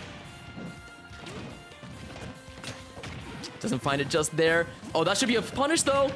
Up air is so close, and that's another up smash. 3 stocks to 1 now. This Steve is still alive. All right, there we go. Up throw should do it, but once again, the instant momentum swung in Many's favor. It just got a little bit too much for Bailiff to conquer. Unless he gets a Rob 0 to death now. That's, you know, I'm talking about how good Steve is and how good Many is, but we gotta remember, man, Rob is broken too. All right, nice little combo for a clean 56%. Uh-oh. Once again, it's just the slight hesitations that's really, really proving to be the difference maker in this game number 3. That slight hesitation on that stock number 1, where he could have grabbed and instead went for an up tilt. Oh, that should be a lot of damage. That slight hesitation on that gyro confirm. Is that going to be another up smash? Forward up smash? No, reads the DI incorrectly, but that is going to do it. Great back here, and just like that, Greg Heffley preventing the upset. But my goodness, if Bailiff took that game number 1, we would have seen it swing in an entirely, or that stock number 1, we would have seen it swing in an entirely different direction. Great stuff to both players. They played fantastic. And that is going to be Greg Heffley securing their spot in winner's side top, or no, not winner's side top A. They now have to fight Storm.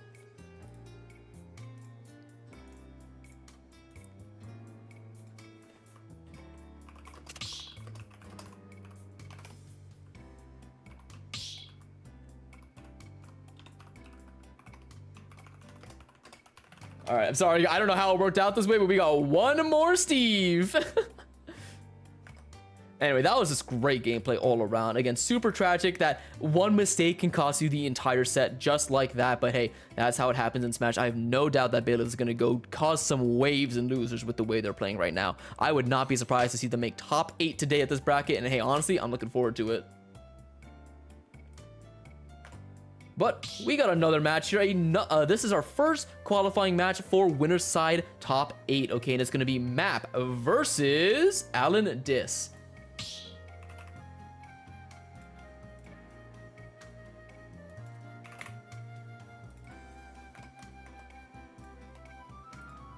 I have not had the pleasure of commentating Alan Dis before, nor have I had the pleasure of commentating Map. But anyway, Map as our 22nd seed, certainly not supposed to be here, but still making big upsets, okay? Beating 2 hammers, what is it? 2 hammers per stock, the Ice Climbers, who took it over Chunky Kong, and also being Shad. Oh, is this the Shadio? Wait 1 second. Yeah, our seed number 11. This is an absolutely cracked Cloud main, Shadow.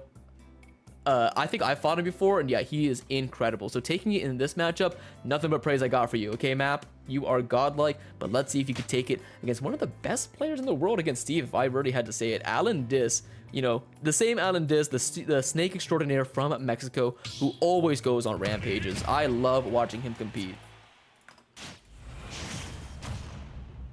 This bracket is 90% upsets. You're so right.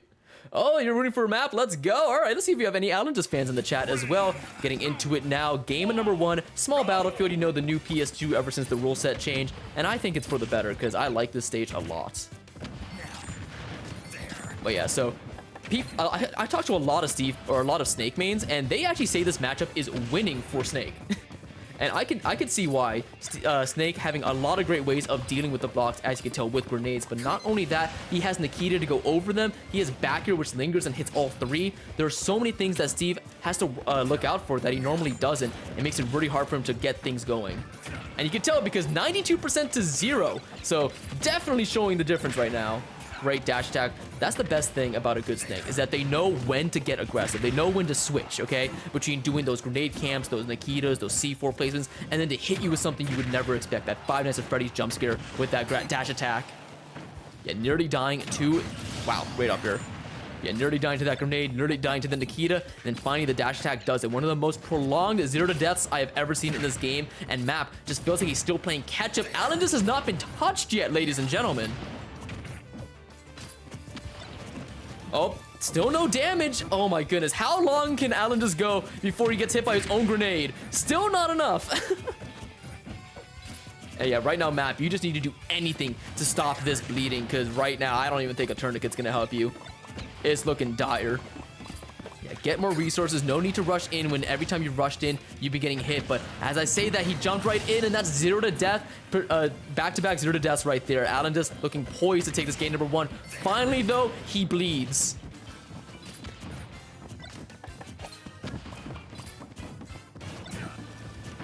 Yeah, I think right now the issue really is the fact that Map is just trying to do the standard Steve game plan against a character and a player who knows it better than Steve mains themselves do.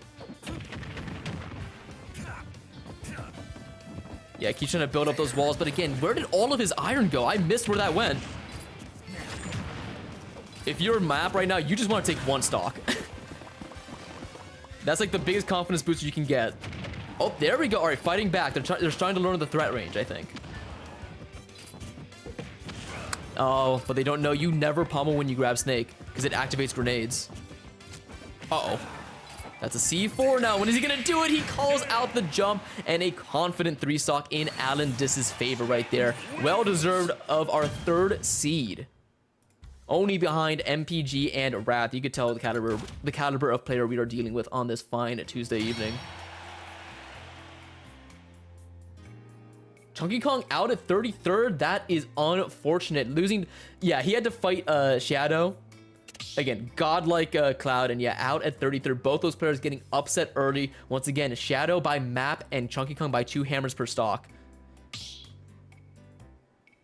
I think that means it's a Cloud Ditto now between Spider and Shadow. So yeah, big things happening in losers. We will definitely stream that once we get the chance to, but we got more winners matches to happen here. Quick updates to MPG taking it 2-0. Bargain has yet to lose a single game across the 4 he has played. Meanwhile, Wrath does take it reverse 2 over Asa Shubina, is now fighting RID, and then finally Storm is fighting Greg Heffley. 3, 2, 1, go! All right, PS2 is the pick here. I actually agree with this. You just want more space because Alan Dis, for lack of a better word, was just smothering him.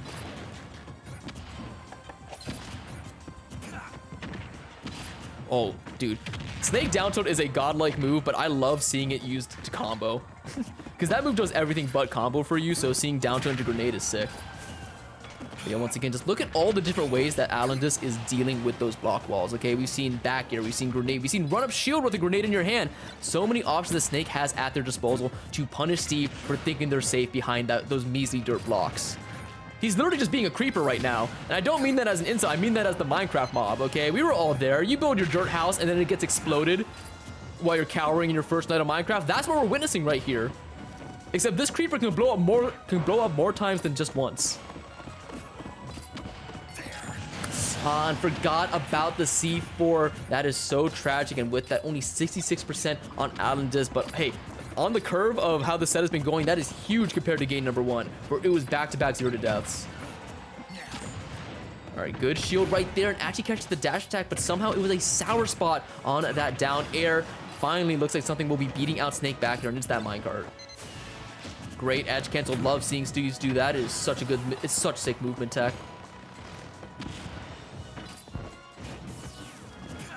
Oof.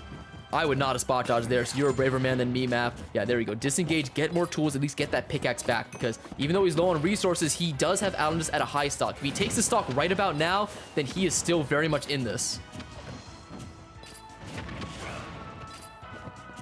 But again, all these trades working out in Alandis' favor because of that stock lead he has built for himself. Mistimes the grenade and takes a little bit more damage, but once again, that is the second time that Map has forgotten where the C4 is on the stage, while Alandis, of course, they always remember.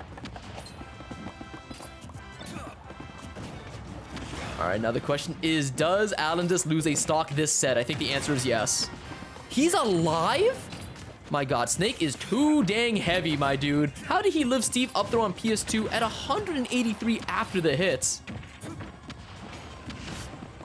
Don't die to your own grenade. All right, 205 now. Do we finally see a stock get taken? The block aiding in the recovery a little bit, and there we go. The raid boss bleeds. Now let's see what Map can do. He's gonna need a perfect Steve stock in order to bring this into at least an even stock game. But before then, how much damage is he gonna take? Amazing combo though, 49 after that. Oh, good back air. All right, wait a minute. Percents are even. The stocks tell a different story. I like what Map is doing here. Instead of trying to go for the edge guard, we just get more resources, but that was Snake put himself in the contraption. Oh, he's sitting there. Careful. Oh my god, I've never seen that before. Snake up aired and it hurtbox shifted him onto the block. All right, wait a second. Map is doing some stuff right now. Does find himself trapped in shield, scared of that grenade, and yeah, Alan just recognizes that he has to come to him. There are no more blocks, and just like that, 3 C4s for 3 stocks on the platform, and that is going to be it. Map with a much better game number 2. If this was a best of 5 set, I think he would have been able to take a game. Anyway, incredible stuff to Alan Dis as our 3rd seed, moving on as projected into winner's side top 8 and best of 5 territory. But I have no doubt that Map, who's going to be waiting for just a tiny bit in loser's side top 8 qualifier, is going to make it there as well. Yeah, that time when Map was stuck in the left corner with the grenade there because he up smashed and he didn't know the timing of it, Alan just started dropping grenades on him. It was so smart. But incredible stuff to both players. All right, perfect. McDan is streaming Greg Heffley versus Storm.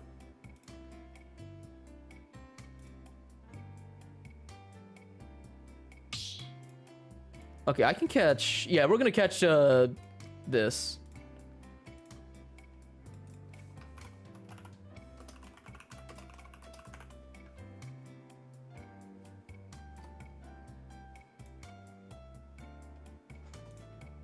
Oh.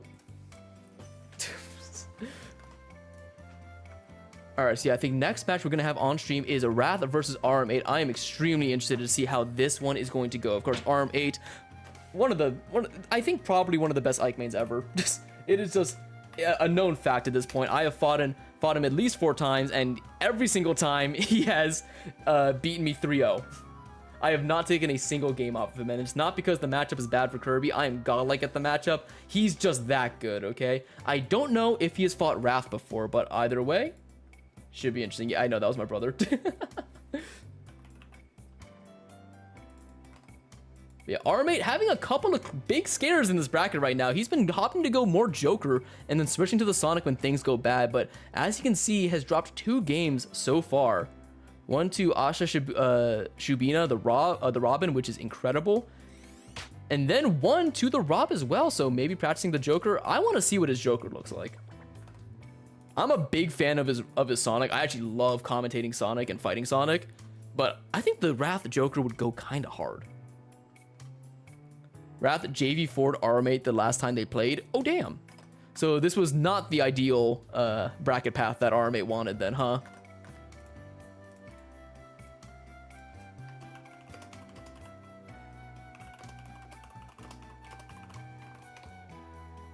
All right, meanwhile, let's take a look at loser's bracket and see what's happening here. Okay, of course, Bayless-sama will be fighting the winner of Benny Boy and Aurelius.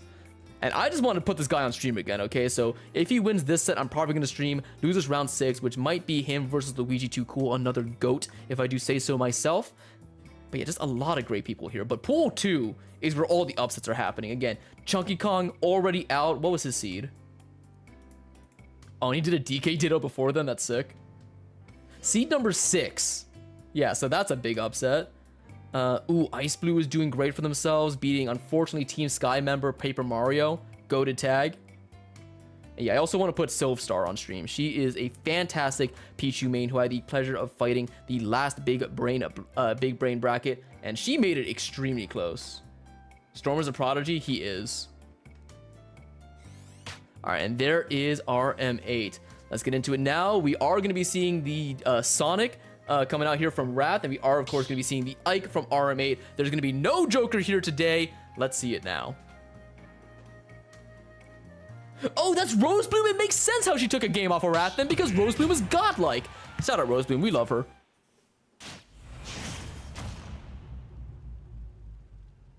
All right. let's get into now. Game number 1. You don't typically see Ike mains go to FD. It's not something they like, but hey, sometimes Sonic just uses platforms a little bit better than your character, so you want to go here. Still though, if you are correct, Alibaba, and it was a JV4 the last time they fought, then things do not bode too well for the low tier hero right now. But then again, Wrath is just gone. Like, we gotta talk about it. Like, already you could see the mastery in this matchup and his character using the invincibility from the down special to get through Ike's Nair, but mistimes it there, so already, hey, not a JV4, we are up. Yeah, another thing too is that both these players, they are no strangers to playing a little bit more passively. Of course, Sonic, one of the best characters at slowing down the pace of the game and really making an opponent try to reach him. But Automate too has one of the strongest mentals I have ever seen. If he knows that you are more likely to approach him, he will oftentimes wait for you to do so and punish accordingly. Speaking of punishing accordingly though, that quick draw, going errant, and for your troubles, you get hit with that side B into the back here. And yeah, Wrath. Oh, those clank? I thought Ike's up side B would beat it outright. Okay. And yeah, a rare case where you see Ike use a little bit more side special as opposed to Nair. But amazing run-up grab. So many people need to start taking notes of run-up grab in this game. Nobody does it enough, but everybody be shielding.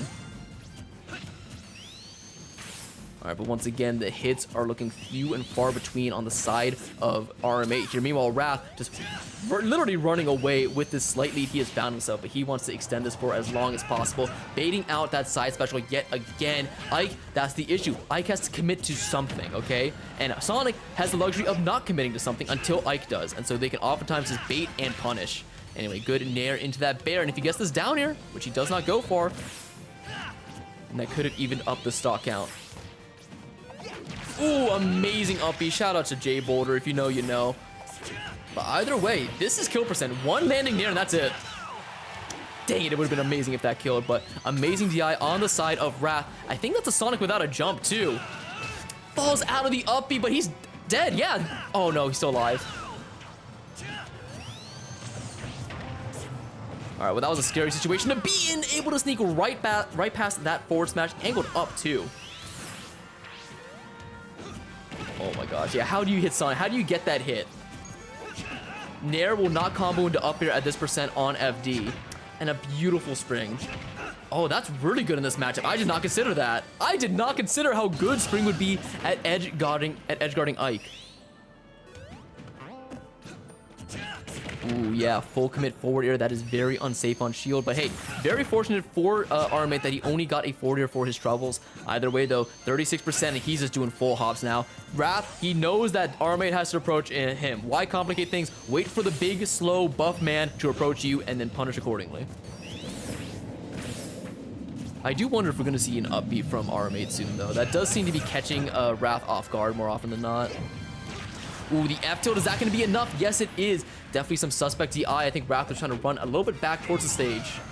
Or towards center. That Nair was so close to hitting. Oh, and once again, Wrath mistiming that side B spin and going the wrong way for a second there still. Gets the hit, and that angled up F tilt again. That's the difference between Wrath and the other Sonics, the option coverage. All right, there we go. Another great usage of the super armor right there to get that up B. And it really does seem like the answer here for RM8 is just full hop into Nair. I thought it would change when you're fighting Sonic, but he just keeps doing it. And it's actually working.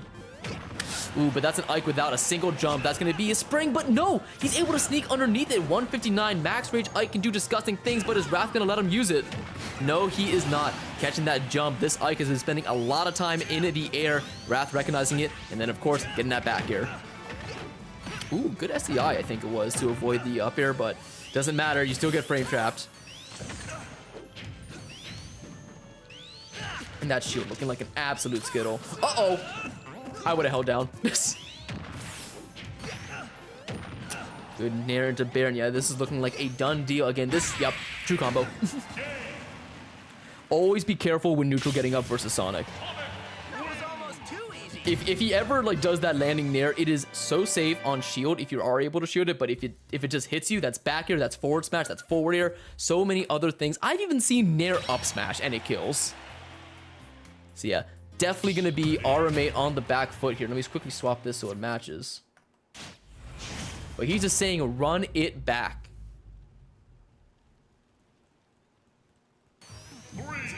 Yeah, I know down B has no invincibility. It's the side B that Wrath is doing. Yep, and using the superior speed, just run up grab. Not enough Sonic mains do that. Why do Sonic mains never grab? It is a broken option. Uh-oh, that's gonna be another up here. No, the forward air, I like it. Push Ike off stage immediately. Ooh, and able to dash right back out of there. Not gonna get grabbed himself, but no, that was a big punish. If Sonic ever does homing attack into the stage, he's in so much end lag. But unfortunately, that's gonna be an up B from RMate and is now still in the ledge trap as I was talking. Good roll this time though. Finally, Wrath getting some percent on him. Only 20 though.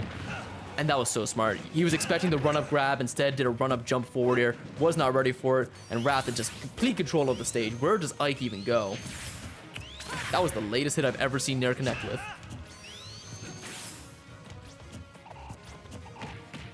God, it's so good. When Sonic's running at you, it is a 50-50. Do you grab? Do you jump? Do you roll?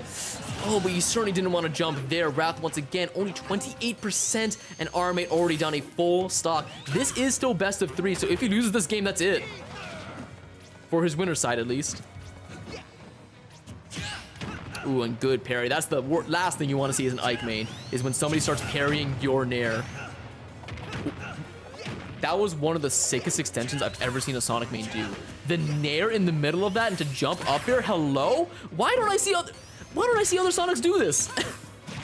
All right, some good damage. You need as much damage as possible right now. I think we are getting to a point where Nair into up air will be killing. Nair up air will definitely kill now on FD. With a little bit more rage. Ooh, good tomahawk. Yeah, this time Wrath calling out that roll get up, but there we go, a back air hitting Sonic. Do you know how hard it is to hit side B Sonic with back air? RMate is just different.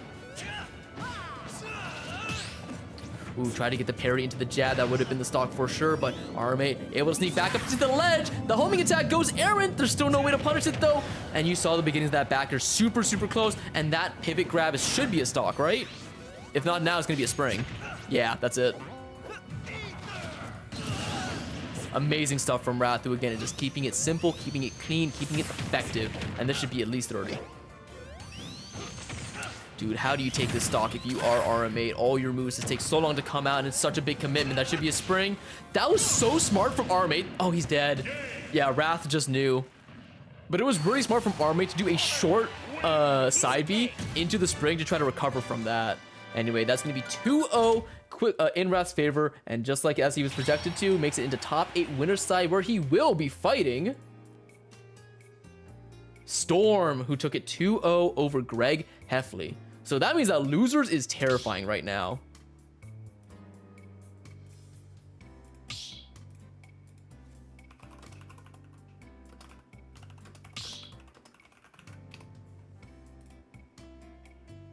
All right, and I think it's time we have a returning face here into the stream. I want to keep streaming Beta Sama. I'm having a great time watching them. They were so close to taking over many, and he now has to fight Aurelius the Bayonetta. But yes, that means that our winner side top 8 has now been decided, and once again, it is going to be Wrath versus Storm and MPG versus Alan Dis. There you go. What was Storm's seed? I don't think he was seeded to make top 8 winner side. Yeah, he was seeded to make top 8 loser side right there as the 5th seed. So incredible stuff to him. I don't know who he... Oh, he upset Many. Right, that was it. Yeah, that means that Many now fights either Rid, Midgey's Beast, Verizon, or Atomic Bomb. And of course, on the loser side over here... Where is it? There it is. Wait, I think we're going to stream Beta Sama first. Yeah, there we go. We have Map and Bargain. So the two Steves guarding loser side top 8 in pool number 2. I'm excited to see how that goes. Let's get into it. Oh, Beta Sama, are you here? Because you need to check in, my friend. You only got 2 minutes. Wait, what? Oh no, is there going to be a DQ on the set I wanted to stream?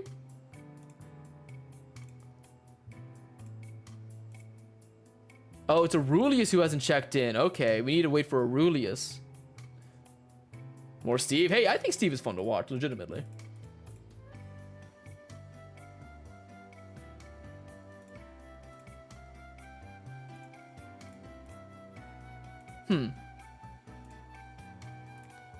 Yeah, I don't think Aurelius is here. I will add them in the Discord, and hopefully they check in.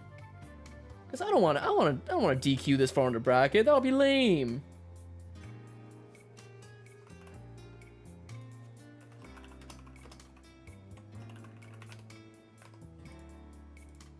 And worst comes to worst, I will be able to un-DQ them, and we will get this party started. Once again, thank you all so much for tuning in. I do wish I was in this bracket, but again, I decided I'm just going to be the side stream for today. I will not have me accidentally making top 8 or top 16 or whatever. Like last time.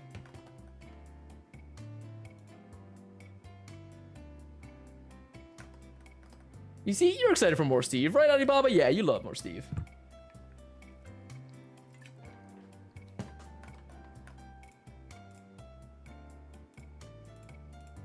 No, it's gonna be a DQ buy. Damn. Unfortunate. So then that puts me in a bit of an awkward scenario as I don't know who to stream next. I think I'll just stream Bale-sama and winner of this. And right now it's looking like it might be Asha Shubina, who I know now is Rosebloom. Oh wait, no, we're doing this. Okay, do you guys want more Steve right now? Or should we do something else? Oh shit. Oh, looks like they already started, so we can't even do that if I wanted to. Dude, Shado going on a crazy losers run.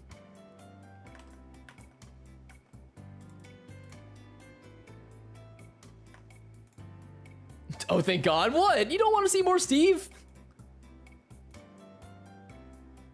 Yeah, damn, that's it. That's a DQ buy. All right. So let me just quickly grab this one then.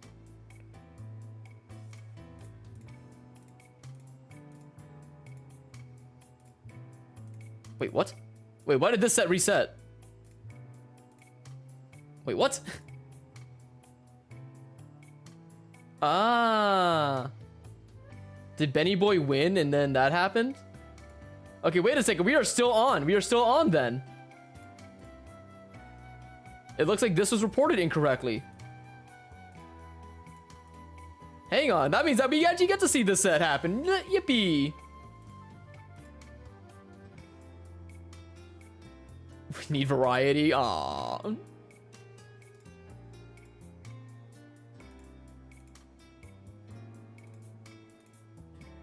Yeah, what is happening here? Let's see.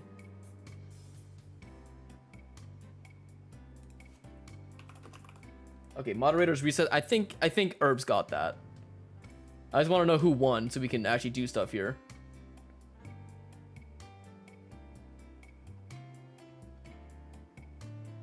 Okay, now they both joined the game lobby. All right, they're doing stuff. Let me see. Anything happening over here? Yeah, I think top 8 should be starting at around 8 p.m. That's kind of what it's projected to do. Once top 8 does start, I will not be streaming this bracket anymore. I will switch on over to viewer battles, and we will do it then.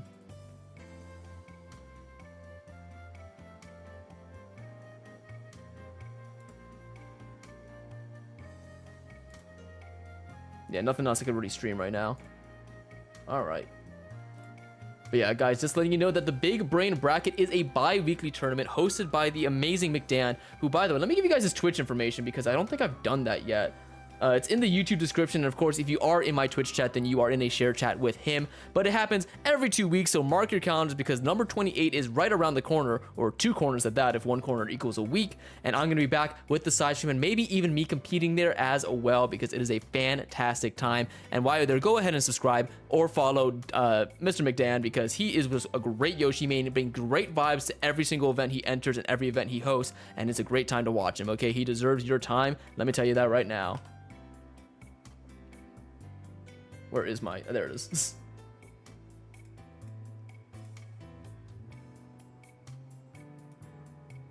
Yeah, go ahead and give him a follow if you haven't already, guys. It is he's so good. Why did you just enter a queue?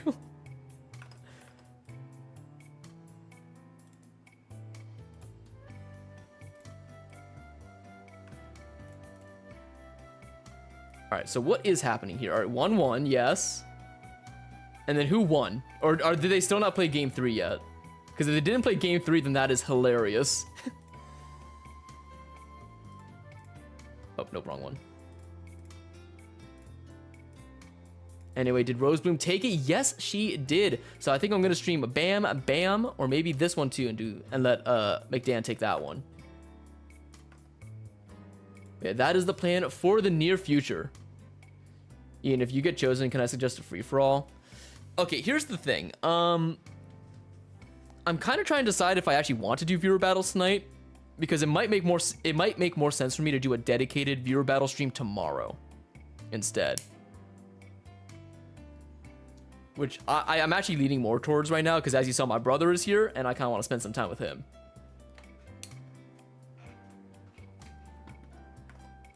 So I think it makes more sense if I do viewer battles tomorrow. Stop joining the queue already. There's no, I'm not even sure if I'm gonna do it.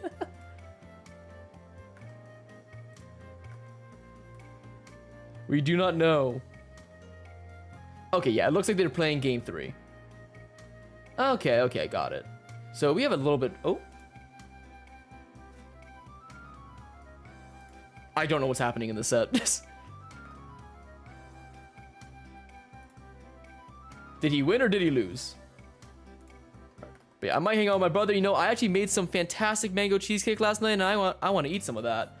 That's actually why I didn't stream. I was hanging out with my friend. He made some amazing birria taco meat, and I made some amazing cheesecake. We just spent some time in the kitchen. It was a great time. Watched a bit of Jury Duty Season 2 because that show is absolutely hilarious. And I think everybody should go watch it. Alright, what is McDan streaming? Let me figure this out. God damn you, ads! Alright, he's got Rid versus someone.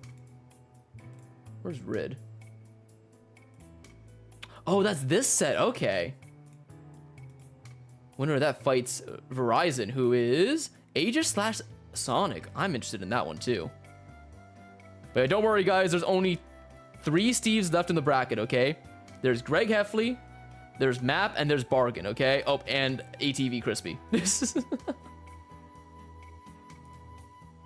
Ooh, and this is going game 3. Dang, that would have been hype. I already should have streamed that one. All right, we're just waiting for this game to finish.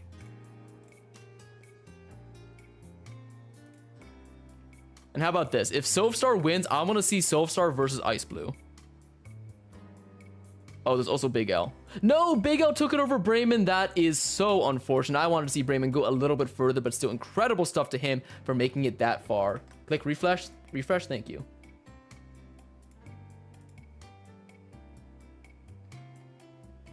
Still not doing it.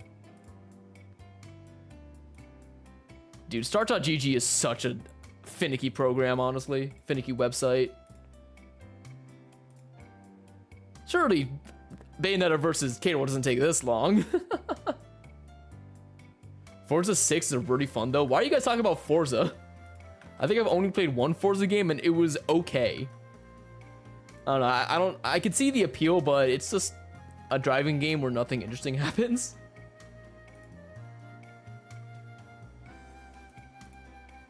Yeah.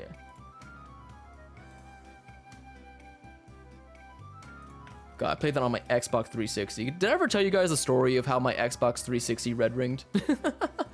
What happened is that my brothers and I have 2 brothers. We were playing some Call of Duty Black Ops 2 gun game, and we put the setback timer or setback limit to the max, which is 10 setback. And for those of you who don't know, the purpose of gun game is if you get a kill with a gun, you advance to the next level, and you have to get a kill with a different gun. And there's 21 levels, and it ends with a knife. And if you ever knife somebody, it puts them back by 1. But you can change that number, and we put it back by 10. And that game lasted 2 hours, and then my younger brother, he had a wired controller, and he got so mad at being set back, I think it was me who knifed him, that he literally like jerked his controller, and it just took the Xbox 360 off of the freaking mount, and it just flew. It landed dead smack on our hardwood floor, and it broke. And that was the story, the brief story of my Xbox 360. I love that thing though. I played Dishonored on it. I played Plants vs. Zombies for some reason. Viva Pinata. It was great. And yeah, I also played like 30 minutes of Forza, which is why I bring it up. Anyway, truly a tragic moment in my life. I think the Xbox 360 was like one of the most perfect consoles out there. You got a Forza ad? Wait, what do you mean I got a Forza ad? I don't have ads turned on right now. I could put an ad if you guys want an ad, but I don't want to do that.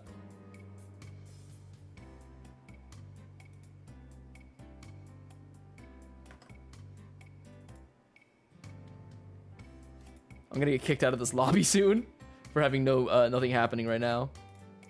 All right, there we go. It does look like MJ is Beast, takes it over RID, and is now gonna have to fight Verizon. So let me see if McDan wants that one streamed or not.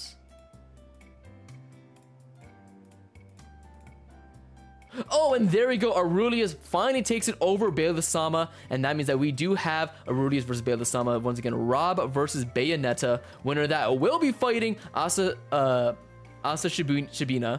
I'm just gonna call her Rosebloom if we do stream that.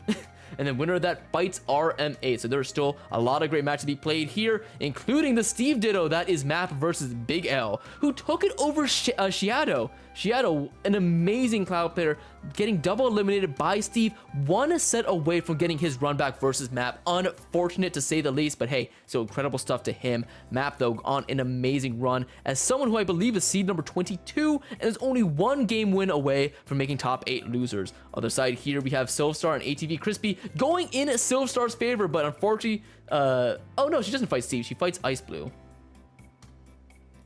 Let me see if they want to play. Oh shit. Oh, that's gonna be on McDan's stream. Hell yeah.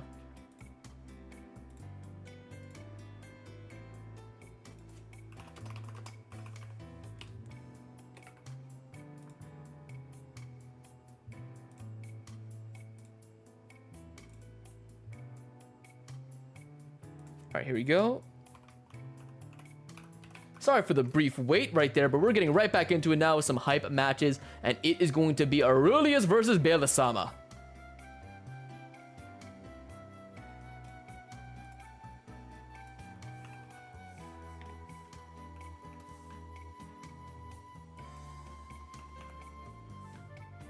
There we go. Rob's only losing matchup. Shut up. Sonic versus Pichu sounds like hell. It does. But I believe in Silverstar. Boom. But again, winner of Ice Blue and Silverstar does fight Bargain, my goat. Oh, they're going to be on stream. Okay. Yeah, so we'll winner of this will fight Rose. Oh, god damn it. Hold on 1 second. I knew this would happen.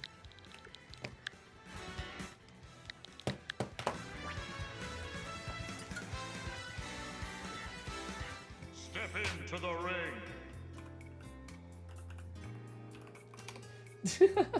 Oh, GXLKW.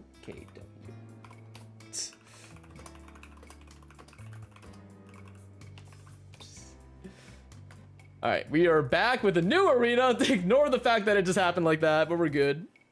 You don't think you've seen Zamba beat Bayo at big tournaments? Really? I feel like I've seen him fight Tama P and win, right? I distinctly remember that. All right, there we go. Bayo-sama once again making their appearance. I just honestly wanted them back on stream. They impressed me so much with their play versus Manny. And again, they do have a chance of getting that run back, but it is a long slog in order to get it. They have to beat first of all, they have to beat Aurelius. Then they have to beat Rosebloom. Then they have to beat RM8. And then after all of that, they would have to beat whoever fights RM8 in loser's bracket, then probably Storm, and then they get the run back versus him. It is going to be tough.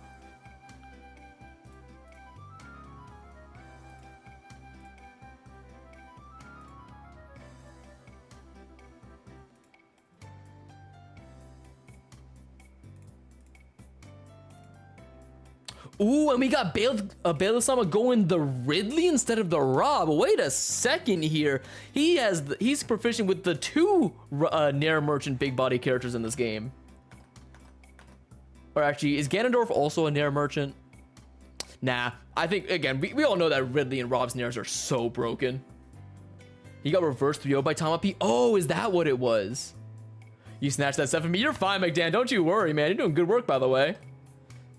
So yeah, I'm gonna get Bargain's top 8 qualifying set. Oh, damn. Silvstar already taking a game off of Ice Blue. That is incredible.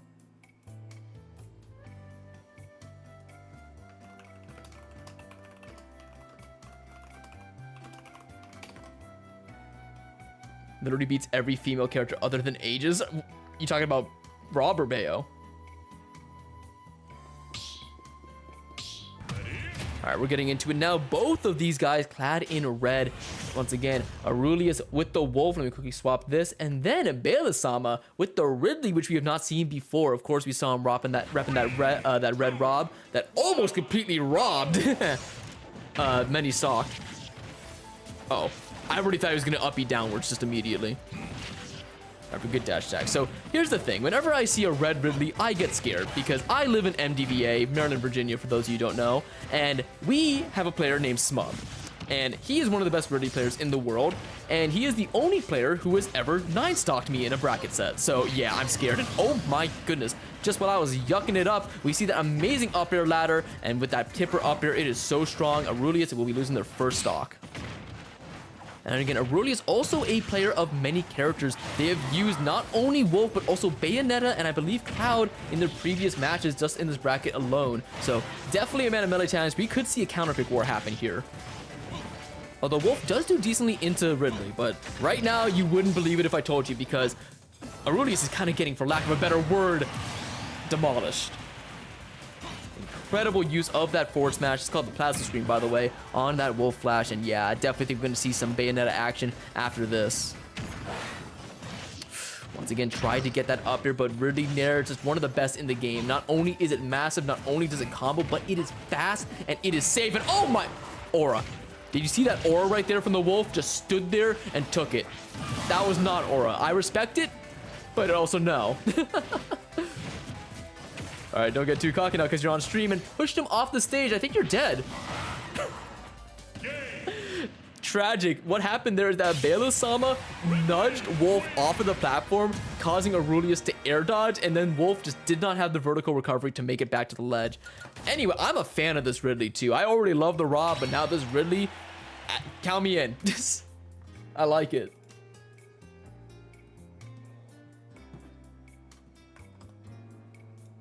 Once again, winner of this does fight Rosebloom, and winner of that does fight Armate, and then that is top 8 qualifier. And another quick update, Ice Blue and Silvstar now going game 3. Same thing with Map and Big L. Oh, and Silvstar taking game 3 right there. Incredible stuff.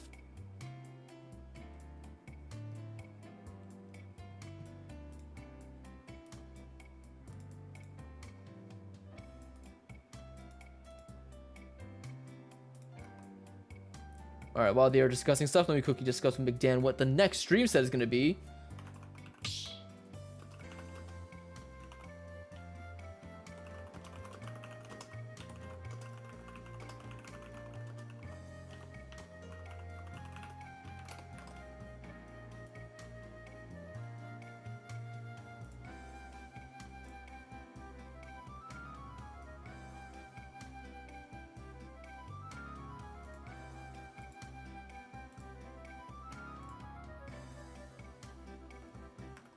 Actually, what is their next, what stage are they going to now? Because that was pretty one-sided. And then we have Bale-sama with the character switch after winning, going right back to the Rob, anticipating a character switch from Aurelius off the bat. And let's see if that's going to prove to be true.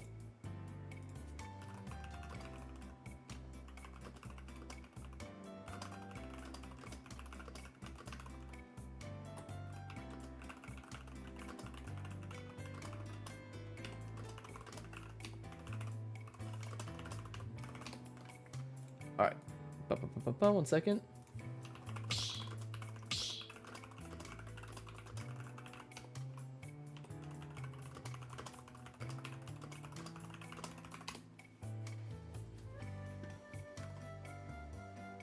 All right, perfect. So now let's see what changes can be made, because that's a hard game if you're Aurelius, not only because it was a pretty one-sided beatdown. But also because you didn't get that much data, and now any data you would have gathered is out the window because you're fighting a different character. So while Bailsam is feeling confident, as Aurelius, you don't know what you're doing here. And there we go, going to Cloud. This matchup is interesting. Obviously, there's the whole issue of if you throw Cloud off stage, Rob has all the tools necessary to make him have a bad day. That lingering forward air, the fact that he can just stay off stage for so long. Side B2 covers basically 90% of the recovery options that Cloud can do. But then again, in the neutral, Rob can struggle a little bit. Cloud having very good disjoints and of course very good frame data, and really makes it difficult for Rob to catch him. All right, but then again, doesn't matter when you get pushed off stage. There's no jump on this Cloud. Great back though, and the platform, that was scary. I thought for sure we were gonna see a down air.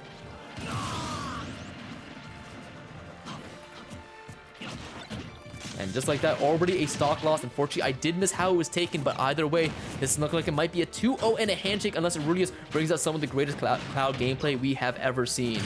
Ooh, that's a good start right there. I love it when sweet spot downer does hit, but up B's the wrong way.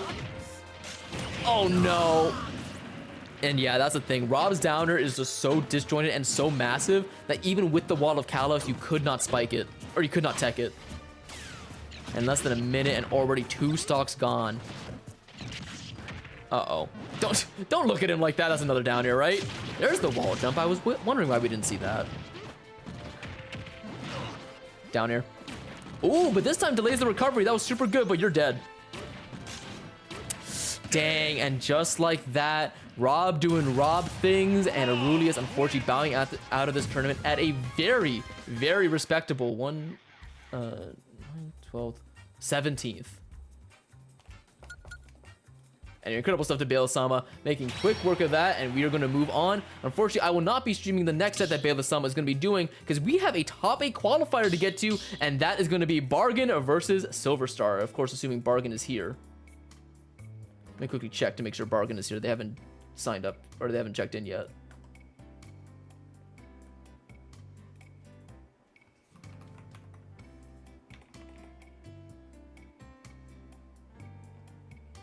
Dang.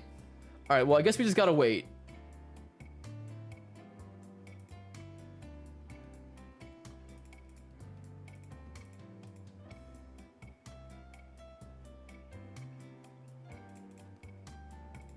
Please don't let it be a DQ buy in top 8 qualifier. That'll be so lame.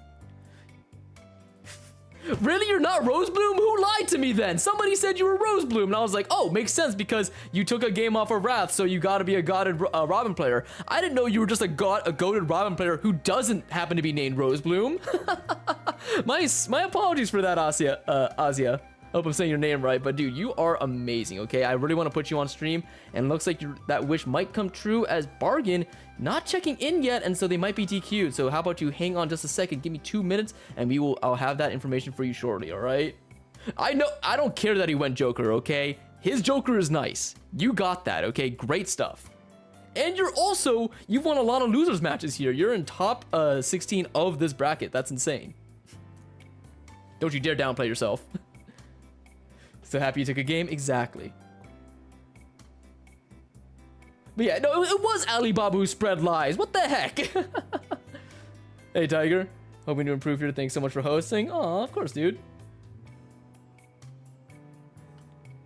Yeah, you're Aurelius. Yeah, no, that was unfortunate with the Cloud gameplay. To be fair, he picked Rob on you. That's not your fault. But still, you made some great things happen. So sorry about the confusion when waiting for your set, and I hope you had a great time in this bracket. Don't thank me for hosting. Thank McDan. My Twitch stream is connected to his, so go ahead and pop on in if you want to see some more of the gameplay that this tournament has to offer. Okay, my friend, you did fantastic tonight, and I hope you enjoyed. All right, come on, Bargain. Come on, Bargain.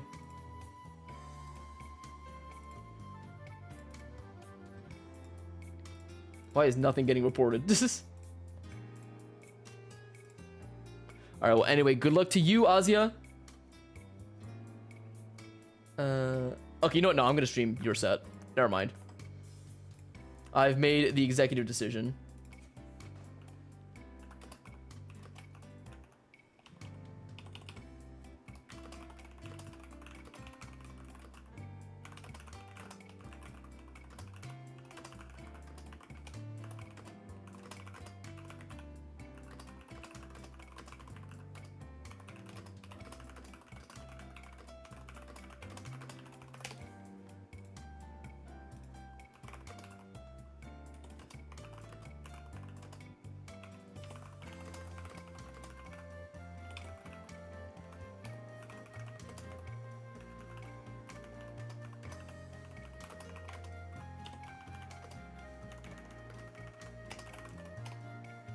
All right, let's get into it. Bum, bum, bum, bum, bum.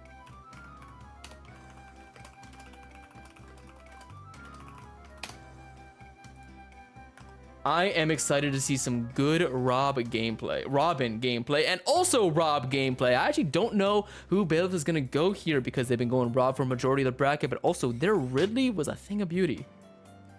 You haven't helped you have helped manage the Rosebloom account, so I get the confusion, but you're not the main person who runs the account and also plays Robin.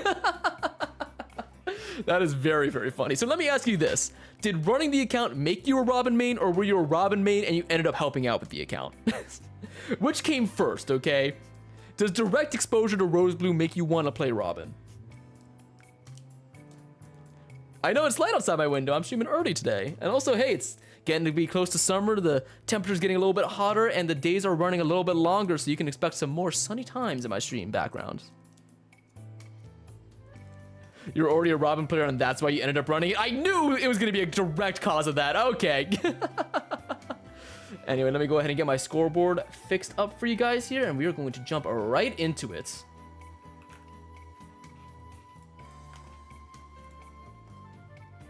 All right, best of luck, okay? I hope you have fun. This is going to be a good set, I think. And look at these two, seeds number 32 and seeds number 45 making it here, one away from a top 8 qualifier. Of course, that top 8 qualifier is going to be against RM8. So, hey, may the best player win, because you're going to need all the stops, or you need to put out all the stops to beat him. You have another exam tomorrow, then you'll be a senior? Dude, that is so cool. All right, oh, I just love the color coordination we got going on right now. I love the fact that we have a Red Robin. I love the fact that we got Red Rob, you know? Don't go to Red Robin, it's a terrible restaurant. But getting into it now, we got Small Battlefield, again, the new PS2, the stage that everybody loves to start on except for me. And already I'm seeing some sauce, okay? I love it when a Robin does a wave bounce side special. It's so sick. All right, so here's the thing. Of course, like, you know, Rob is going to get comboed by this character, especially if they get hit with a lot of these arc fires, which so far Ozzy is being very liberal with. Already that's going to be the book burned. And so far, for the first time, Bailiff is not running in immediately. They're trying to take their time because they're just getting stuffed up by so many projectiles here. Ooh, but that nair into the up air, and suddenly percent deficit now in favor of Bailiff. But that's an up smash and you're dead. Don't worry, I won't talk about how to beat arc fire, but if you do get hit with that low arc fire, you gotta be ready to SDI, because you're gonna get hit with that high arc fire, and that's an up smash, and then you're just kaputs.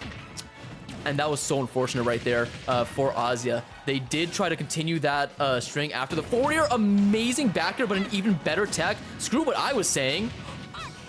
Tragic. Yeah, that was good SDI on Bailiff's part, but I love the tech read that Azia went for.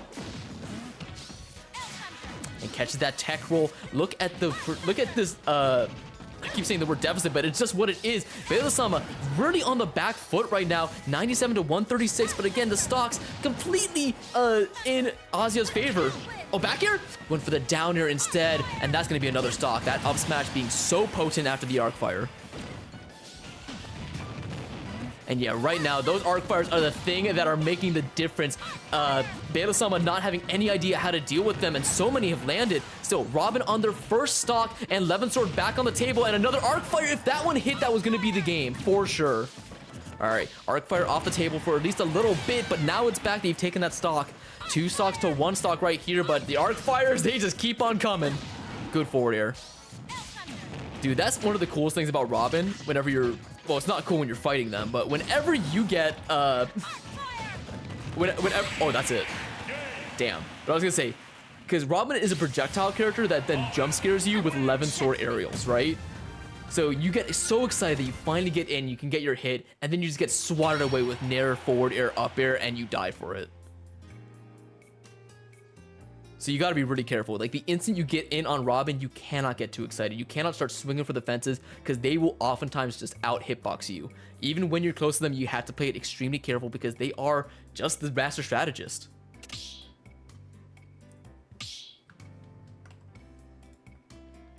All right, but it looks like, yeah, Pokemon Stadium 2 is the pick, and Bailiff gonna be sticking with the Rob. I completely understand. I don't think the Ridley will be doing too much better in this matchup. But either way, that was a quick game number 1.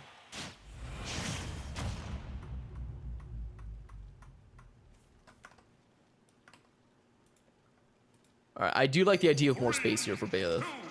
You know, they got kind of messed up there, so they definitely want to take some time, take some space, be able to let the arc fire happen and then maneuver around it.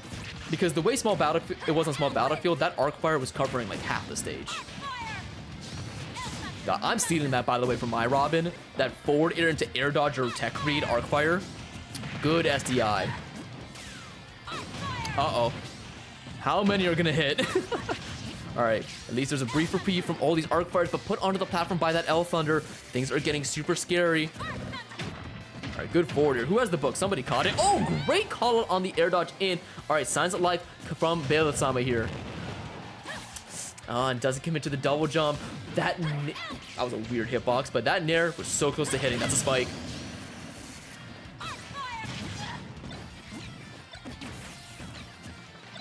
Ooh, good parry onto the platform too, but Levin Sword not a thing anymore and gets the 50-50 on the DI incorrect. So big for Bailiff-sama here, who was about to go down another full stock, and now we're back to even. Uh-oh, that's no jump.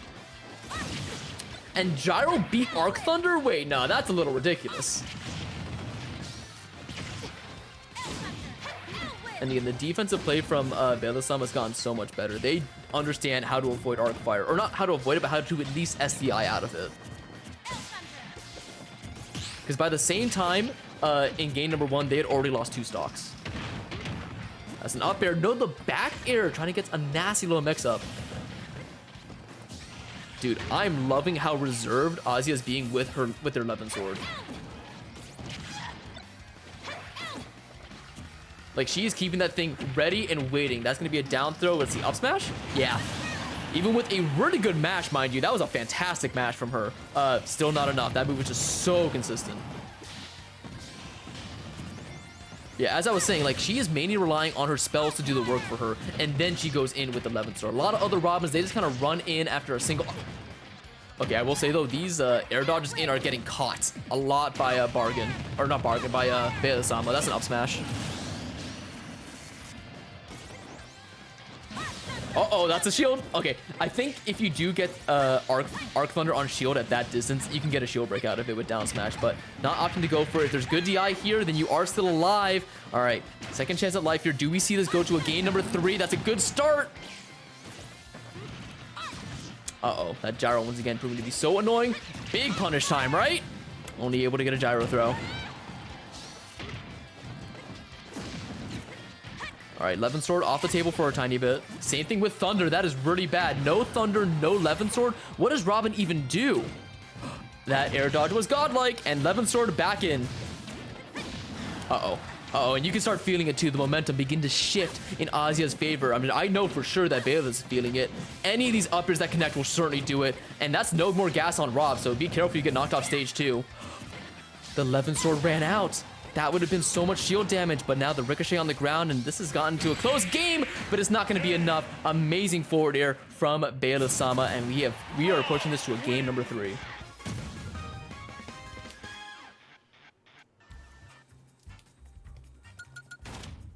That was tense, though. That was super tense. What it came down to was that down smash. If Azia did not burn so many Levin Sword aerials trying to catch Rob at the very top of the blast zone, she would have had enough Levin Sword for a down smash, and that very well could have either broken shield, poked, or just straight up killed if Bailiff-sama dropped it. So that one decision might have cost her the game, but it has not cost her to the set yet. We're running it straight back, PS2. Let's see what we can do differently right now. This is a fantastic showing from both of these players. 3, 2, 1, go! Oh, and already I love the tempo switch up coming out from Bailiff there. Just immediately going, saying, hey, I'm going to be in your face, because last time I wasn't doing that. I was respecting your projectiles. Now I want to go aggro. And look at how well it's working. How many forwarders? Is that it? No, Robin blessed with very good distance on their recovery, but still, complete 180 from what we normally see. Typically, it's Azia with the advantage, and then Bailiff on the back foot in stock number 1. Complete flip now, 32 to 88%, and Azia on the back foot trying to figure out how to deal with all of this aggression. Oh my god, they deserve that stock. The read to get that second arc fire, the third arc fire, the other direction was incredible. Yeah, but unfortunately pushed way too far, and now only 60%. This is looking good for Bailiff. The arc fires just aren't working now. Oh, another good catch, though. Yeah, back here for the damage. Gotta be safe.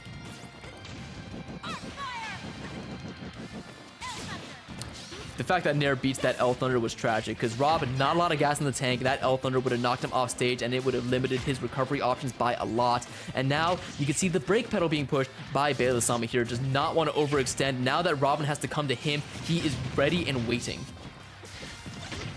Oh no, I'm missing picking up the gyro. What's the saying? Picking up gyro is harder than picking up Rob, right?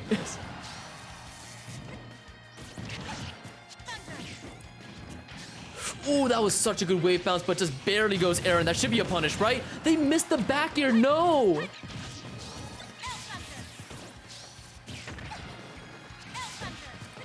Oh, that should be a back air. No, once again, Levin Sword not on the table. Coolest jab in the game. Makes an appearance.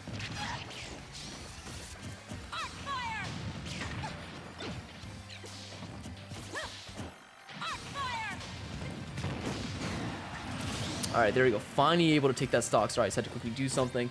And we are now back in it. Now, stock number 2 here, game number 3. But once again, it is going to be Baylesama with all of the advantage. I'm loving these air dodges from Azia. Can I say that real quick? Their recoveries have been phenomenal. And especially the amount of times they do air dodge. That was a bad air dodge, though. Don't get me wrong. But their recoveries to the ledge, or their air dodges to the ledge, have been perfect. Oh, wow. That arc fire hitting from so far away, and once again, gyro being so annoying for her to deal with. Is that a jump burned? I don't believe so, but either way, up B somehow doesn't go punished, even though they skip the ledge.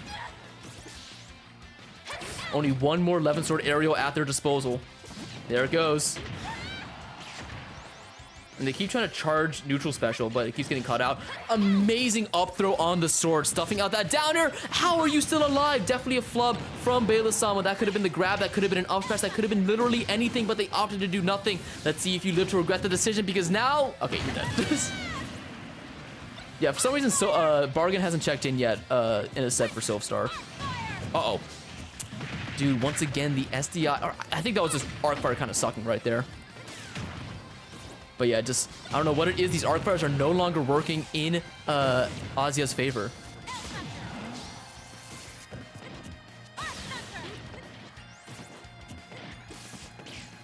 Ooh, trying to go for that falling up here. I love that combo. Trying to catch the roll in too. And that gyro is still active. And that gyro is still active. That move is so broken. Anyway, side B. Okay. Able to catch the roll in. Incredible adaptation coming up from Baylesama. They now have a chance of making top 8 loser side, but of course they had to beat RM8 to do it. But hey, they already made a couple of big upsets here. Unfortunately for Azia, another name added to the list, but incredible stuff to both players. I gotta say it, I am a big fan of both these players. Huge fan. It really did just come down to the fact that Baylesama got so much better at dealing with the arc fire. Whenever it detonated on him, he started SDIing more, and he also started hurtbox shifting away from it.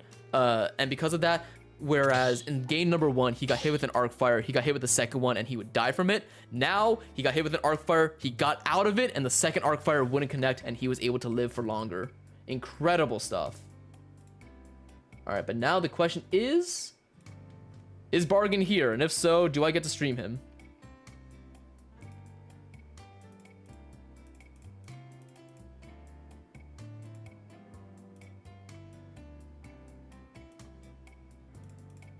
I don't think Bargain's here.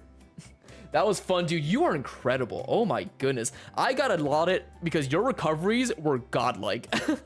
You were doing it like Kirby air dodge recoveries. Was not ready for that. Yeah, you conserving your up B was amazing. I love your arc fire usage. Incredible. Really just incredible. But no, he adapted to you pretty well, and it just revolved around those arc fires. That's really all it was. Only thing I could have really said is that you could have maybe grabbed a little bit more. Like, and not with Robin's grab, but with Nosferatu. There were a couple of times where he was just trying to shield an arc fire. But no, great stuff. So we're waiting on Bargain, but I don't think he's here. He's already waited for 7 minutes. Yeah, I think I'm going to DQ him and instead get RM8 versus Baylesama. Or maybe Greg Heffley versus winner of Verizon. Oh, that's already happening. Okay, cool. Yeah, I don't think Bargain is here. I can't add them on the Discord because for some reason it's just not working. But yeah.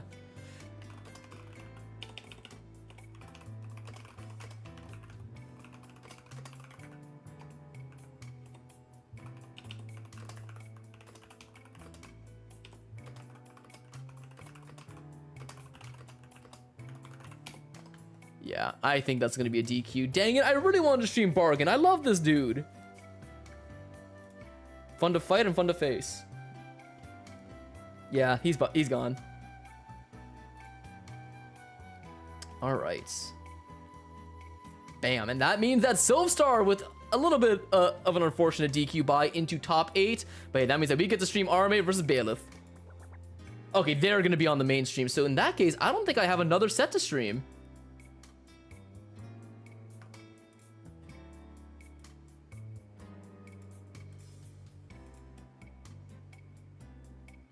Yeah, Robin's grab is not good. Okay, well, let me rephrase. Like, what they get off of grab is really good, but their grab range sucks. And couple that with their low ground speed, it's very hard to get that grab. How did Brayman do after you lost? Unfortunate. They lost to Big L to Steve after losing to Alendis 2-0. But hey, they did win over 2 more people before then.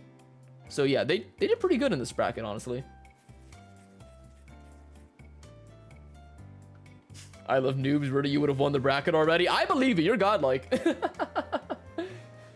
All right. So I think that is it for the side stream. Let me just quickly double check that.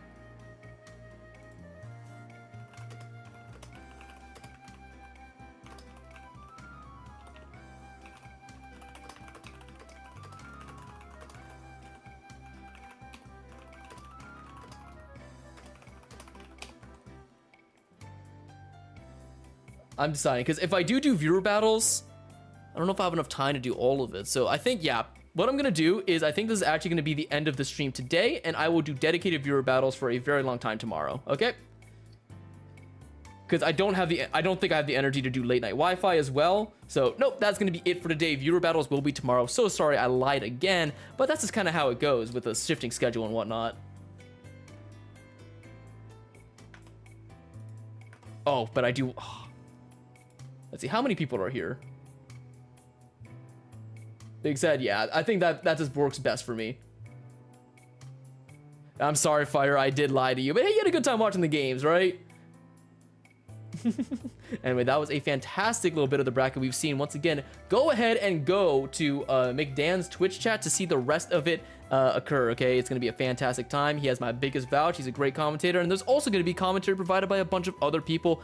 I will not be in that group, but that doesn't mean you guys can't. So if you are already in the Discord, see if you can get a commentary slot in there, okay? Yes, viewer battles tomorrow. I promise you that, okay? Viewer battles tomorrow. Here's his Twitch. I'm going to go ahead and end my stream and raid his channel. That's going to do it for me. I hope you guys have enjoyed. Once again, thank you all so much. If you found me on my YouTube, go ahead and follow me on my Twitch. If you found me on my Twitch, or if you're part of the shared stream there, go ahead and subscribe to my YouTube. Thank you again for all of that. I hope you enjoyed the commentary, and that's going to do it for me. So, peace. Oh, I said that a little early. How do I raid a stream again? Raid channel. Following. Can I raid a stream that I already... I'm co-streaming with?